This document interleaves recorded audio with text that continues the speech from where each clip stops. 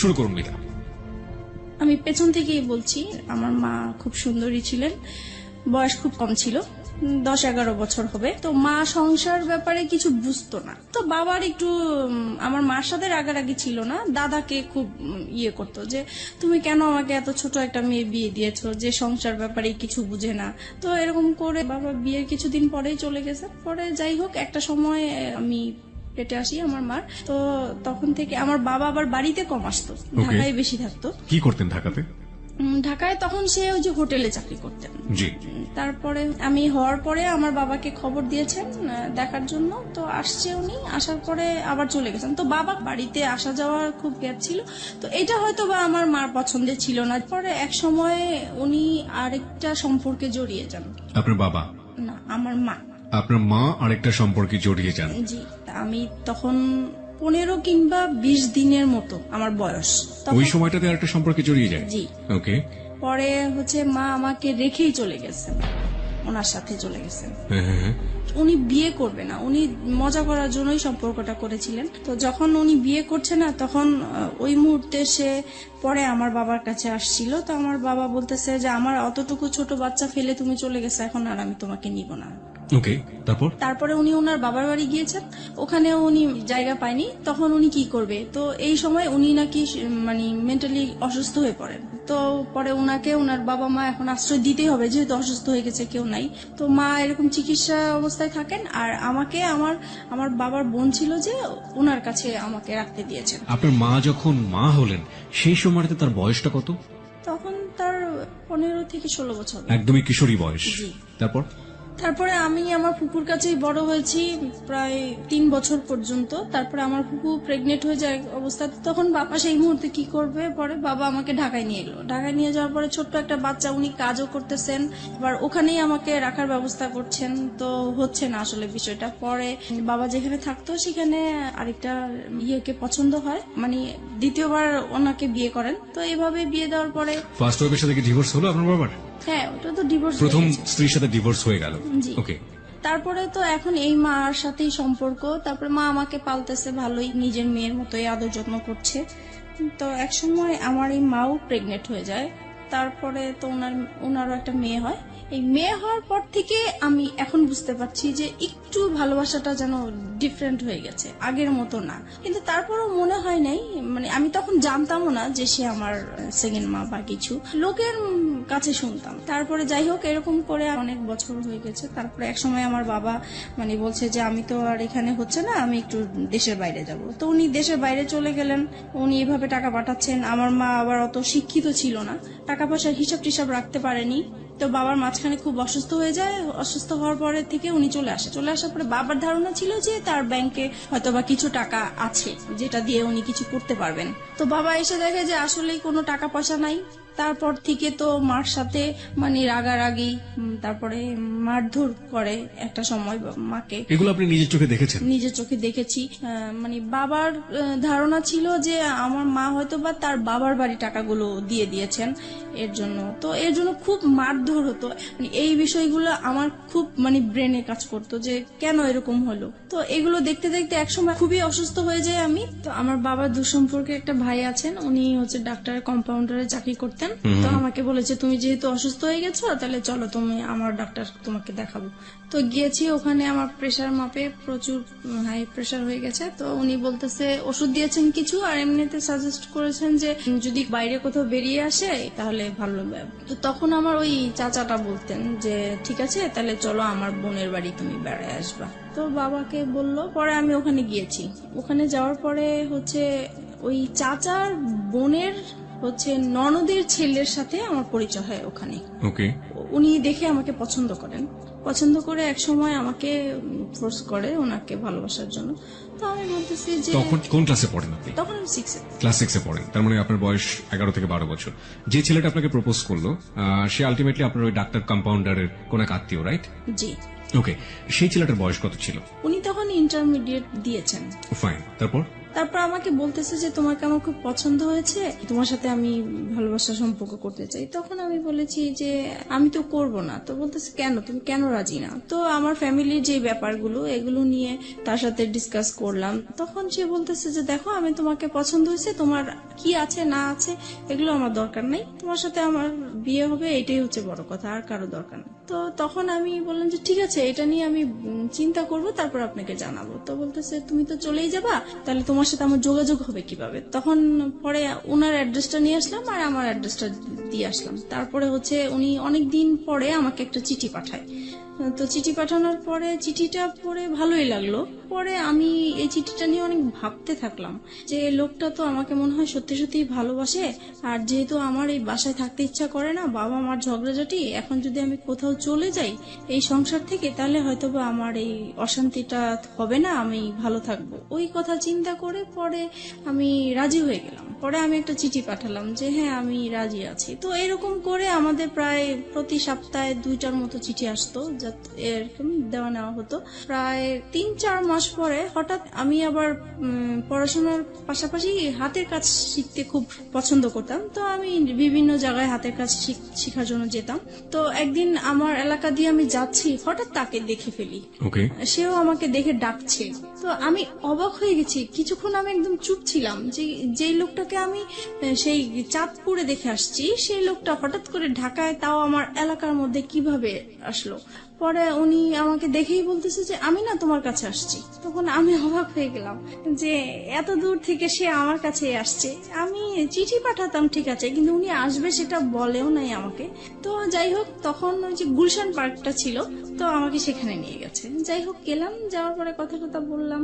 এখন বলতেছে যে আমি তোমাকে তো আমার খুব দেখতে ইচ্ছা করে মাঝে মাঝে, এখন কি করব? তো আমি বলতেছি দেখেন, আমার তো আসলে এরকম বাইরে বের হওয়ার অভ্যাস নেই, আর তাছাড়া আমার খুব ভয় লাগে যে কোথায় কেউ দেখে ফেলে কিনা, পরে বাবার কাছে বিচার যাবে, এটা আমার খুব খারাপ লাগবে।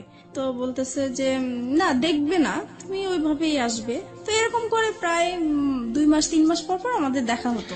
2-3 মাস পর পর ও ঢাকাতে আসতো ওর বাড়ি থেকে আপনার সাথে দেখা করার জন্য? উদ্দেশ্যটা ছিল আমার সাথে দেখা করার, কিন্তু ওর রিলেটিভ থাকতো ঢাকা, ওখানে আসতো। তো তারপর একটা সময় ওর রেজাল্ট ভালো হয়। আপনি ঢাকায় কোথায় থাকতেন সেই সময়টা? আমি ঢাকায় হচ্ছে মহাখালী থাকতাম। মহাখালী থাকতেন। হ্যাঁ, যেটা বলছিলেন যে ওর রেজাল্ট ভালো হয়নি, মানে ইন্টারের রেজাল্ট ভালো হলো নাকি অন্য কোনো পরীক্ষা? না, ইন্টারভিউ। ও এইচএসসি তে ভালো করলো না, কি ছিল রেজাল্ট? মানে ফেল করেছে সে। ওকে, ভালো না হওয়া বলতে মানে ফেল করেছে, তো ভয়াবহ খারাপ। ওকে, তো ফেল করেছে। পরে হচ্ছে তার বাবা খুব চাপ দিল। তো বলতেছে যে তুমি বাড়িতে সারাক্ষণ থেকেও যদি পড়াশোনা ভালো না করো, ওদের দোকান ছিল, তো বলতেছে দোকানেও বসবে, দেন পরীক্ষাটাও দিবে। তো এখন তো ঢাকায় পার্মানেন্টলি চলে আসলো, তো আমাদের প্রায় এরকম দেখা হতো। পরে এই বিষয়টা নিয়ে আমি আমার বাবা মাকে জানাই। বাবা মাকে তো জানানো উচিত, মাকে জানাচ্ছি প্রথমে। পরে মা বলতেছে যে করো, যেটা তোমার ভালো মনে হয় সেটাই করো। আমি চাইবো না যে তুমি এমন কিছু করো যে আমাদের এলাকার মধ্যে একটা নাম আছে, আমি চাই না সেইটা আমাদের খারাপ কিছু আসুক। আপনার মা এটা আপনাকে বললো? জি। ওকে, আপনি মাকে কি বলেছিলেন? বলেছিলাম ও আমাকে পছন্দ করে, আমিও ওকে পছন্দ করি। দুজনেই আপনারা দুজনকে পছন্দ করেন। তারপর আমাদের সম্পর্কটা কন্টিনিউ হতে থাকে। তারপরে একটা সময় আমার বাবা খুব ঝগড়াঝাটি করে, আর ওই একই বিষয়কে কেন্দ্র করে, বিষয় নিয়ে। সেই দিন একদম খুবই খারাপ পর্যায়ে। তখন স্বাভাবিক ভাবেই সন্তানরা মার সাপোর্টই নিয়ে থাকতো, তো আমিও মার সাপোর্টে কথা বলতাম। তো এই কথা বলাতে বাবা মানে আমার উপর খুব বিরক্ত হতো। পরে একটা সময় বলে উঠলো যে তুমি কার জন্য কথা বলছো, তুমি জানো এটা যে তোমার মানা। আমি এতদিন মানুষের কাছে শুনে আসছি, বাবা মার মুখ থেকে কখনোই শুনিনি। তার মানে আপনি আগে জানতেন না যে আপনার আসল মাইনি না? না, আমি জানতাম, আমি অন্যের মুখ থেকে শুনেছি, কিন্তু তাদের মুখ থেকে কখনো শুনিনি। বাবার মুখ থেকে শুনতে অসম্ভব রকমের খারাপ লাগলো, তাই তো? জি। ওকে, তখন থেকে আমার মানে কথাটা মানে খুব কানে লাগছে যে আসলেই কি এরকম? আমি তো এতদিন মানুষের কাছে শুনেছি, তাহলে তো সত্যি এরকম, তাহলে তো আমার সেই মার সাথে দেখা করা উচিত। তারপরে হচ্ছে আমি সবসময় ভাবতে থাকি যে কিভাবে দেখা করব। তো এক সময় আমাদের একটা নেবার ছিল, উনি এক সময় আমাদের গ্রামের বাড়ির ছিলেন। তো আমারও খুব উৎসাহ হলো যে তাহলে তো ওনার মাধ্যমে দেখা সম্ভব। তো বলছে যদি আপনি দেখা করাই দিতে পারেন আমার খুব ভালো হতো। তো বলছে তোমার মা তো সবসময় তোমার জন্য কান্নাকাটি করে, তাহলে আমি এবার বাড়ি যেয়ে বলবো তাকে। তারপরে উনি আপনার মার সম্পর্কে একটু জানি, ততদিনে কি বিয়ে হয়েছে আপনার মার? হ্যাঁ, যখন অসুস্থ হয়ে যায় তখন তার ভাইরা ওই লোকটাকে ধরে তারপরে মানে তার সাথে বিয়ে জোর করে বিয়ে দিয়ে দেয়? জি, ওকে, বিয়ে করে দেয়। তারপরে ওই সম্পর্কে আছেন উনি। এখন এক্সিস্টিং ওই সম্পর্কে আছেন? জি। ওকে, ফাইন। তারপর আপনি মার সঙ্গে দেখা করলেন, তারপর কি হলো? তারপরে আমার মা আসলেন, আসার পরে দেখা করলাম। দেখা করার পর উনি প্রথমে দেখে কান্নাকাটি করলো, যেটা স্বাভাবিক। তো আমার না মার জন্য কোনো ফিলিংস আসে নাই। আমার বিশ্বাসই হচ্ছে না যে এ আমার মা, এই ভদ্র মহিলাটা মা? আম্মা। তারপরে হচ্ছে মানে কেমন জানি লাগতেছে আমার কাছে, খুবই অপরিচিত। আমার মা ডাকতেও ইচ্ছা করছে না, কিছুই না। তারপরে উনি আমাকে লাস্টে বললো, শুধু এটাই বললো যে তোমাকে আমি আমার ইচ্ছে করে ফেলে আসি নাই, আমার কিছু সমস্যা ছিল এই কারণে ফেলে আসছি। আমি তাকে কোশ্চেন করেছিলাম। আপনার মাকে আপনি কোশ্চেন করলেন প্রথম দেখাতে, তুমি আমাকে কেন ফেলে এসেছিলে? কেন ফেলে তখন আপনার মা এই উত্তরটা দিয়েছিল? হ্যাঁ, তখন বলেছে আমি বাধ্য হয়েছিলাম। তো যাই হোক, উনি ওনার মতো বললো, কিন্তু তারপরও আমার মার জন্য আমার কোনো ফিলিংস কাজ করলো না। তারপরে উনি লাস্ট যে কথাটা বলেছেন যে তুমি একবার শুধু আমাকে মা ডাকো। তা আমি অনেক চেষ্টা করেছি কিন্তু পারিনি, ডাকার জন্য পারিনি, কারণ আমি তো তাকে কখনো দেখিই নেই। কিভাবে তাকে মা ডাকবো? হুট করে তো আর মা ডাকা যায় না। তারপরে হোক ডাকিনি, তো আমি বলছি যে আপনার সাথে যদি আমার যোগাযোগ থাকে তাহলে আমি একসময় হয়তো বা আমার মুখ থেকে শুনতে পাবেন, কিন্তু এখন আমি বলতে পারবো না। তারপরে আমি বাসায় চলে আসি। বাসায় আসার পরে আমি ওই যার মাধ্যমে আমার মাকে পরিচয় হয়েছে, তো উনাকে বলে দিছি যে আমি যে আমার এই মার সাথে দেখা করেছি এটা আমার এই মার কাছে বলবেন না, ইভেন কি আমার বাবার সাথেও বলবেন না। তো উনি বলছে ঠিক আছে, তুমি জানাতে না চাইলে বলবো না। তো আমিও জানাই না, এই বিষয়টা এইভাবেই আছে। তো আর কখনোই মনে হয় নাই যে আমার মার সাথে আমি দ্বিতীয়বার দেখা করি বা কথা বলি, এরকম কখনোই আমার ফিলিংস আসে নাই। তারপরে একটা সময় বাবার এরকম আরো বেশি জ্বালাচ্ছে, অশান্তি করছে। তারপরে চিন্তা করলাম যে বিয়ে করে ফেলি, তাহলে চলে গেলে আর বাবা মার এই ঝগড়াঝাটি দেখতে হবে না। তখন আপনার বয়স কত? তখন 14-15 হবে। ওই ছেলেটার সাথে এই চিন্তা ভাবনা করছেন? জি। এবং পরিবার থেকে এই ধরনের অশান্তি থেকে বের হয়ে যাওয়ার বের জন্য হওয়ার জন্য এই ধরনের প্ল্যান? জি। ওই ছেলেটাকে কি মনে প্রাণে তখন ওই ছেলেটার প্রতি এক ধরনের এফেক্টেড হয়ে যাওয়া, একদম অদ্ভুত রকমের ভালো লাগা, ওকে দেখলে না দেখলে ভালো লাগে না, একেবারে মজে আছেন ওর প্রেমে, এরকম একটা ব্যাপার কি ছিল? এইরকম কিছু ছিল, কিন্তু আমার বেশি কাজ করতে হলো যে এখান থেকে আমাকে বের হতে হবে, ওকে, সেটা যে কোনো ভাবে হোক না কেন। যে কোনো ভাবেই হোক। কেন বেরোতে হবে? কারণ এখানে যে মা বাবা ঝগড়াঝাটি করছে, এগুলো আমি যত দেখছি ততই আমি অসুস্থ হয়ে পড়ছি। যে আপনি চেষ্টা করছিলেন যে কোনো ভাবেই হোক না কেন আপনার এই পরিবার, যে পরিবারে আপনি বড় হয়েছেন, সেই পরিবার থেকে যে কোনো ভাবে বের হয়ে যাওয়ার। তারপরে আমি ওকে বললাম বিয়ের কথা। তো সে বলল যে এখন বিয়ে করব, এখন তো আমি নিজের পায়ে এখনো দাঁড়াতেই পারি নাই। তো আমি বলছি যে দেখো এখন আমাকে এখান থেকে বের হতেই হবে। তো সে বলল যে ঠিক আছে, আমি আমার বাবা মাকে বিষয়টা জানাই। তো সে তার বাবা মাকে জানিয়েছে। তো ওনারা প্রথমে রাজি হয়নি, পরে ও একটু রাগারাগি করলো ফ্যামিলিতে। তখন ওর বাবা এক সময় মেনে নিল যে ঠিক আছে, তুমি যেটা বলছো সেটা, তবে আমরা যাব, কথা বলবো ওদের সাথে। তারপরে ততদিনে ও তো ওর বাবার দোকানে বসে কাজ করছে এবং পাশাপাশি পড়াশোনা করছে, ইন্টারমিডিয়েট ফেল করেছে সব গৌরবে, তাই তো? ওকে। তখন তারপরে আমি বললাম যে না, আমি এটা ফ্যামিলিগতভাবে করতে চাচ্ছি না। তখন বলছে কেন? আমি বলতেছি এখানে অনেকগুলো প্রবলেম আছে, আমি তো তোমাকে আগেই বলেছি যে আমার বাবার টাকা পয়সা নাই, সে অনুষ্ঠান করে বিয়ে দিতে পারবে না। তারপরে বলতেছে দেখো বাবা মা এখন চাচ্ছে, কি করব। পরে আমি বলতেছি দেখো, এখন যদি আমাকে তুমি ভালোবেসে থাকো, বিয়ে যদি করতে হয় একা করতে হবে, কারণ আমি আমার বাবার অবস্থা জানি, আমি নতুন করে অশান্তি দিতে পারবো না। তখন সে রাজি হয়ে গেল বিষয়টা। তো আমরা একদিন ঘুরতে গিয়েছিলাম, ওখান থেকে হঠাৎ করে সে আমাকে কাজে অফিসে নিয়ে যায়। আমিও জানতাম না যে আজকে আমার বিয়ে হবে। তারপরে হচ্ছে বিয়ে করে ফেলি। তখন আমার 18 বছর হয়নি, কিন্তু ওখানে 18 বছর দেওয়া হয়েছে। 3 লাখ টাকা কাবিননামা হয়। বিয়ে করার পরে এখন ওর বাবা মার কাছে জানিয়েছে। ওর বাবা মা বলছে আমরা যেখানে রাজি হয়েছিলাম তুমি সেখানে একা কেন করলে, কেন করতে গেলে, রাইট? তারপরে বলতেছে তাহলে তুমি আমার বাড়িতে আর উঠবা না। তো তো এখন ও কোথায় যাবে, পরে কি করব, আমি আমাদের বাসায় নিয়ে আসলাম। পরে মাকে বলেছি, বাবাকে বলেছি, কারণ তাদের আমার মনে হচ্ছে তারা খুশি হয়েছে, যেহেতু তাদের কোনো টাকা পয়সা খরচ হচ্ছে না। তারপরে যাই হোক, আমরা ওখানেই ছিলাম প্রায় 2-3 মাস। পরে আমার হাজবেন্ডের খালা আছে, বড় খালা, ওরা সবাই ওই খালার কথা শুনেই চলে। ওকে। তো ওনাকে জানিয়েছে বিষয়টা, তো উনি ওর বাবাকে যেভাবেই হোক ম্যানেজ করেছে। 2-3 মাস পরে আমাকে মেনে নেওয়া হয়। পরে আমি ওর সাথে চাঁদপুরে চলে গেলাম। আমার শ্বশুর মানে মেনে নিতে হবে দেখেই মেনে নেওয়া, কিন্তু মন থেকে যে মেনে নেওয়া সেটা আসলে হয়নি। ওনাকে সালাম করলে কখনোই সালামের উত্তর নিত না। আচ্ছা। তাছাড়া আমার সাথে কথা বলতো না। তারপরে আমি যদি ভাত বাড়তে যেতাম টেবিলে, উনি কখনোই খেতে আসতো না।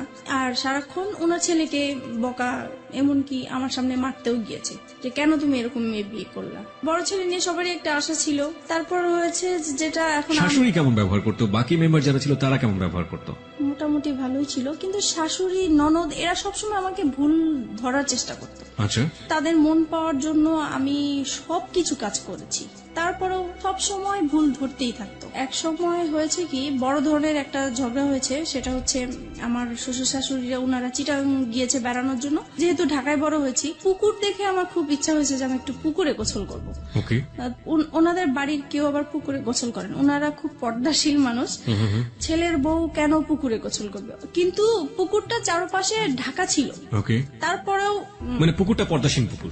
জি, তারপরে ওখানে আমি গোসল করেছি। আমার দেবরটা হচ্ছে কি, মানে আমার সাথে এরকম আচরণ করতে মনে হয় যে আমার ভাসুর, সে আমাকে পরিচালনা করবে। তো এটা আমার পছন্দ হতো না। তো সে এসে আমাকে বলতেছে, কি ব্যাপার, আপনি কেন পুকুরে গোসল করলেন, এই সেই, আপনি জানেন না পুকুরে গোসল করে আমাদের পছন্দ না। তো বলছে আমার একটু ভাল লাগছে, আর বাড়িতে তো কেউ ছিল না। এই নিয়ে সে আমার বাবা মা তুলে গালাগালি শুরু করছে। আপনার হাজবেন্ড কি করছিল তখন? ও তো ঢাকায় থাকতো, আমি বাড়িতে থাকতাম। আচ্ছা। তারপরে হচ্ছে গালাগালি করতেছে আমার বাবা মাকে। তখন আমার খুব খারাপ লাগলো যে আমি অন্যায় করছি, আমার বাবা মাকে কেন গালিগালি করবা। তখন আমিও তার বাবা মাকে গালাগালি করি। পরে হচ্ছে সে ইমিডিয়েটলি সে আমার শ্বশুর শাশুড়িকে ফোন দিয়েছে। তারা মানে তখনই একদম চিটাগাং থেকে চলে আসছে, আমার বিচার হবে। আমার হাজবেন্ডকেও খবর দিয়ে আনা হয়েছে।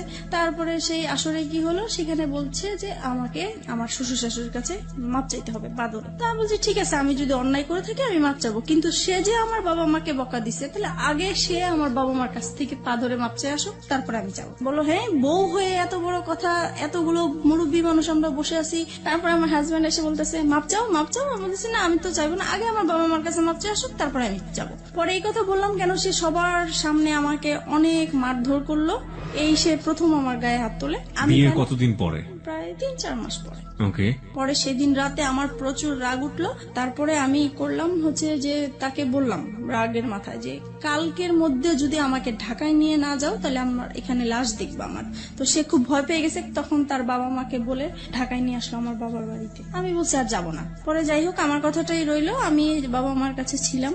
এক সময় পরে বাবা আবারও সেই তো ঝগড়াঝাটি আছেই বাবার সংসারে। তখন একদিন আমি খুব রাগ হইলাম বাবার সাথে। তখন বাবা আমাকে বলতেছে যে তুমি এখন অন্যের হয়ে গেছো, এখন আর আমাদের কেউ না, তুমি আমাদের সংসারে কিছু বলতে আসবা না। এই সে আরো কিছু বকা দিল আমাকে। পরে বলতেছে, বাবা বলতেছে তুমি কালকের মধ্যে আমার ঘর থেকে বের হয়ে যাবে, আমি কালকে যেন তোমাকে আর দেখতে না চাই। পরে মা বলতেছে যে তোর বাবা তো অনেক রেগে গেছে, তাই কাজ কর, আমি তোকে একটা আলাদা বাসা নিয়ে দেই, ও আসলে পরে ওকে বলবো আমি সবকিছু। তখন আমি আমার মার কাছাকাছি একটা বাসা নিলাম। পরে ও বাড়ি থেকে আসছে হঠাৎ করে, তো মার বাসায় আসছে। এখন দেখতেছে আমি নাই। তো মাকে জিজ্ঞেস করলো কি ব্যাপার, ও কোথায়? তো বলতেছে ও তো আলাদা বাসা নিয়েছে। তখন তো সে খেপে গেল, কেন সে বাসা নিবে? সে তো আমাকে বলেছিল যে তার বাবার বাড়ি অন্তত 2 থেকে 3 বছর থাকবে, তারপরে সে আলাদা কিছু করবে। এখনই সে করলো, আমার তো কিভাবে কি করব আমি। তারপর থেকে মানে আমাদের এতদিন পর্যন্ত মানে ভালোই ছিল, আমাদের সংসার জীবন বলেন, ভালোবাসা সম্পর্ক বলেন, সবকিছুই ভালো ছিল। যে আলাদা বাসা নিলাম, এখন ওর ইনকাম করতে হবে। বাবা মা চাপ দিচ্ছে যে নিজে নিজে বিয়ে করেছো, তারপরে বউকে আবার বাবার বাড়ি রেখে আসছো, তো এটা তো ঠিক হয় নাই। তোমার শ্বশুর বাড়ি থেকে কিছু না পাই, অন্তত বউ সেবাটা তো আমাদের পাওয়া উচিত, তুমি কেন আমাদের বউ সেবা থেকে বঞ্চিত রাখছো? এই তো তার মাথায় একটা প্রেশার আছে। তারপরে এভাবে আমাদের প্রায় 2টা বছর কেটে যায়। বাসার খরচটা কিভাবে আসতো? পরে ও ওর বাবার দোকান থেকে নিয়ে আসতো টাকা পয়সা, প্রতি মাসে মাসে টাকা পয়সাগুলো নিয়ে আসতো? জি। ওকে। এবং এটার জন্য পারিবারিক ভাবে ওকে বিভিন্ন রকমের হ্যাসেল পোহাতে জি হতো? জি। তারপরে আমার বেবি পেটে আসে।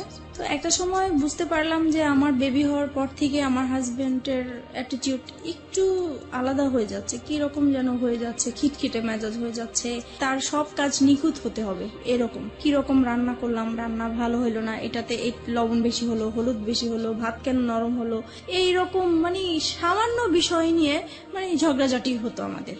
মেয়েকে কেন টাইম মতো খাওয়ালাম না। তারপরে একটা সময় যখন এগুলো নিয়ে বাড়তে থাকলো তখন তার আবেগের কথাগুলো আসলো, হ্যাঁ তোমাকে বিয়ে করে আমি কিছুই পাই নাই, আমি অনেক কিছু পেতাম, তোমার যেটা আরো সুন্দর মেয়ে বিয়ে করতে পারতাম, আরো ভালো ফ্যামিলির মেয়ে বিয়ে করতে পারতাম। মানে এইভাবে সে আজে বাজে কথা বলতেই থাকে, বলতেছে আজ পর্যন্ত তো আমার বাবা মাকে তোমরা কোনোদিন ইনভাইট করতে পারো নাই। তখন আমি বলতাম যে এগুলো তো আমি আগে থেকেই তোমাকে বলে ক্লিয়ার করছি। বলেছে তখন তো আমি অন্ধ ছিলাম, আমি এসব বুঝতে পারি নাই, আমার মনে হচ্ছে তুমি আমাকে ব্ল্যাক ম্যাজিক করেছো হয়তোবা। ওই সময়টাতে? জি, ওকে। এরকম কিছু করে আমাকে ফাঁদে ফেলানোর চেষ্টা করেছো, যেহেতু দেখেছো তোমাকে কেউ নিবে না। এভাবেই কাটতে থাকলো সময়। আর সে তখন তো কোনো কাজ করতো না, সারাক্ষণ বাসায় থাকতো। এই জিনিসটা আমার কাছে খুব খারাপ লাগতো যে মানুষের হাজবেন্ডরা কাজ করে, এক সময় বাইরে আসে, বাইরে থেকে বাসায় আসে, আলাদা একটা ফিলিংস কাজ করে। তখন অবশ্য আমি আমার যখন বেবি হবে তখন থেকেই তো আমি বাবা মার কাছেই আছি। পরে এক সময় এটা নিয়ে বাবা মা আমার উপরে রাগ করে যে তুমি এতদিন আমাদের ঝগড়া দেখে তোমরা এরকম করছো, এখন তোমরাও ঝগড়া করতেছো। তখন কি করবো আর, পরে একদিন বাবা প্রচুর ঝগড়া করে মার সাথে। তখন আমি বলতেছি কি যে তুমি এরকম ঝগড়া করো না, তোমার জামাই পাশের রুমে থাকে, খারাপ বলে ঝগড়া করো না, যদি ঝগড়া করতে হয় তাহলে এই বাড়িতে আর আসবে না, তুমি অন্য কোথাও চলে যাও। তো বাবার মাইন্ডে খুব লাগছে যে মেয়ে হয়ে আমাকে এই কথাটা বললো। পরে বাবা আমাদেরকে ছেড়ে চলে গেছে, তো ও আলাদা বাসা নিবে এখন। পরে এমন আলাদা বাসা নিবা তো তুমি কি করবা, তুমি কোত্থেকে কি চালাবা? তখন বলতেছে যে আমি একটা দোকানপাট নিব, এখন বাবার থেকে আলাদা হয়ে আসছি, দোকানপাট নিব। তো ঠিক আছে চলো। পরে এই আমরা আমার মেয়ে হওয়ার পরে আলাদা বাসা নিই। সংসারে অশান্তির উপরে অশান্তি। তারপরে আমার শ্বশুর শাশুড়ি বলে যে তুমি এখনো সময় আছে, ওকে ছেড়ে দাও, এখনো তোমাকে আমরা ভালো জায়গায় বিয়ে দিতে পারবো, এই সেই এগুলো আছে। আর তাছাড়া ও সবসময় কি অন্য মেয়েদের প্রতি একটা আকৃষ্টিত থাকতো, যে কোনো সুন্দর মেয়ে থাকলে বলতো, আমার সামনেই বলতো যে ওর সাথে যদি আমি একদিন করতে পারতাম আমার সার্থক হতো। পরে ঝগড়া হলেই মাঝে মাঝে বলতো যে আমাকে অনেকেই বিয়ের প্রস্তাব দিয়েছে, প্রেমের প্রস্তাব দিয়েছে, আমি তাদেরকে বিয়ে করিনি, আমি অনেক বড় ভুল করেছি, এই সে এগুলো বলতো। এগুলো আমার খুব খারাপ লাগতো, এগুলো নিয়ে আমাদের সংসারে খুব অশান্তি হতো। বিশেষ করে ও বাসায় থাকতো, এই জিনিসটা আমি একদমই পছন্দ করতাম না, ও কোনো কিছু করতো না। পরে এক সময় কি হয়, নতুন একটা মার্কেটে দোকান নিয়েছে, ওইটা মার্কেটটা ভালো করে স্টার্ট হয় নাই, তাই দোকানও ভালো চলে না, তো দোকানটা ছেড়ে দিল শেষ পর্যন্ত। তারপরে যেটা হয়েছে, এক এক করে ও যেটাই হাত দেয় সেটাই লস হয়। এইভাবে ওর বাইরের যেই অশান্তি হলে সেটা ঘরের মধ্যে নিয়ে আসবে। তারপরে সে শেয়ার বাজারে ঢুকলো। তারপরে শেয়ার বাজারও তো খুব অবস্থা খারাপ ছিল, সেটা নিয়ে বাসায় খুব ঝগড়াঝাটি হতো, তার মন খারাপ হতো। যদি বাসায় কিছু লাগতো বলতাম, তখনই সে খেপে যেত। তারপরে বলতো যে তোকে বিয়ে করে আমার ভাগ্যটা খারাপ হয়ে গেছে, আগে তো এরকম খারাপ ছিল না। একটা জিনিস যেটা আমি বুঝতে পারছি মিতা, সেটা হচ্ছে যে ভেরি ক্রিটিক্যাল মোমেন্ট যাচ্ছে আপনাদের সংসারে। জি। অভাব-অনটন রয়েছে, জি। মনোমালিন্য আসছে, জি। কিছুদিন পরপরই ঝগড়াঝাটি হচ্ছে, জি। এবং বয়স দুজনের কমই আছে, গাইডেন্স করার মতো কেউ নেই ওখানে, জি। এবং একের পর এক ভুলের জন্ম হচ্ছে, তাই তো? ওকে, তারপরে যেটা হচ্ছে, আর আরেকটা জিনিস, ওর আর আমার ঝগড়াঝাটি হলে মারামারি হয়, ঠিক আছে, ও আমাকে বকে, আমি ওকে বকি, কিন্তু আমার কথা হলো যে আমরা ঝগড়াঝাটি করবো সেটা আমাদের ভিতরেই থাকবে। ও কি করে, সাথে সাথে ওর বাবা মাকে ফোন দিয়ে দিবে যে এরকম এরকম হচ্ছে, ওর সাথে আর আমার হচ্ছে না, তোমরা কি করবা, এসে করো, এই আর কি। এটা নিয়ে অশান্তি থাকে। তারপরে আমি যদি কম্প্রোমাইজের জায়গাতে আছি, লাইক একটা যেটা হচ্ছে যে এক হাতে তো কখনো তালি বাজে না। আপনি একটু বাজে। আগেই বললেন যে জি। আপনিও ঝগড়া করতেন, ও করতো, হ্যাঁ। দুজনে মিলেই ঝগড়া হতো। জি। কিন্তু কথা হচ্ছে যে যদি কম্প্রোমাইজের জায়গাতে আসি, যে সফট হওয়া, আগে থেকে একটু কম্প্রোমাইজ করে নেয়া, পরিস্থিতিটাকে শান্ত করা, সে কাজটা সবচেয়ে বেশি কে করতো? কেউ করতাম না, মানে আপনি হয়ে যেত? হয়ে যেত। আমি কথা না বলার চেষ্টাই করতাম, কিন্তু ও এসে আমার রাগ ভাঙাতো। তার মানে ওই আপনাকে রাগ ভাঙানোর চেষ্টা করতো? জি। এটা নিঃসন্দেহে তার একটা ভালো গুণ।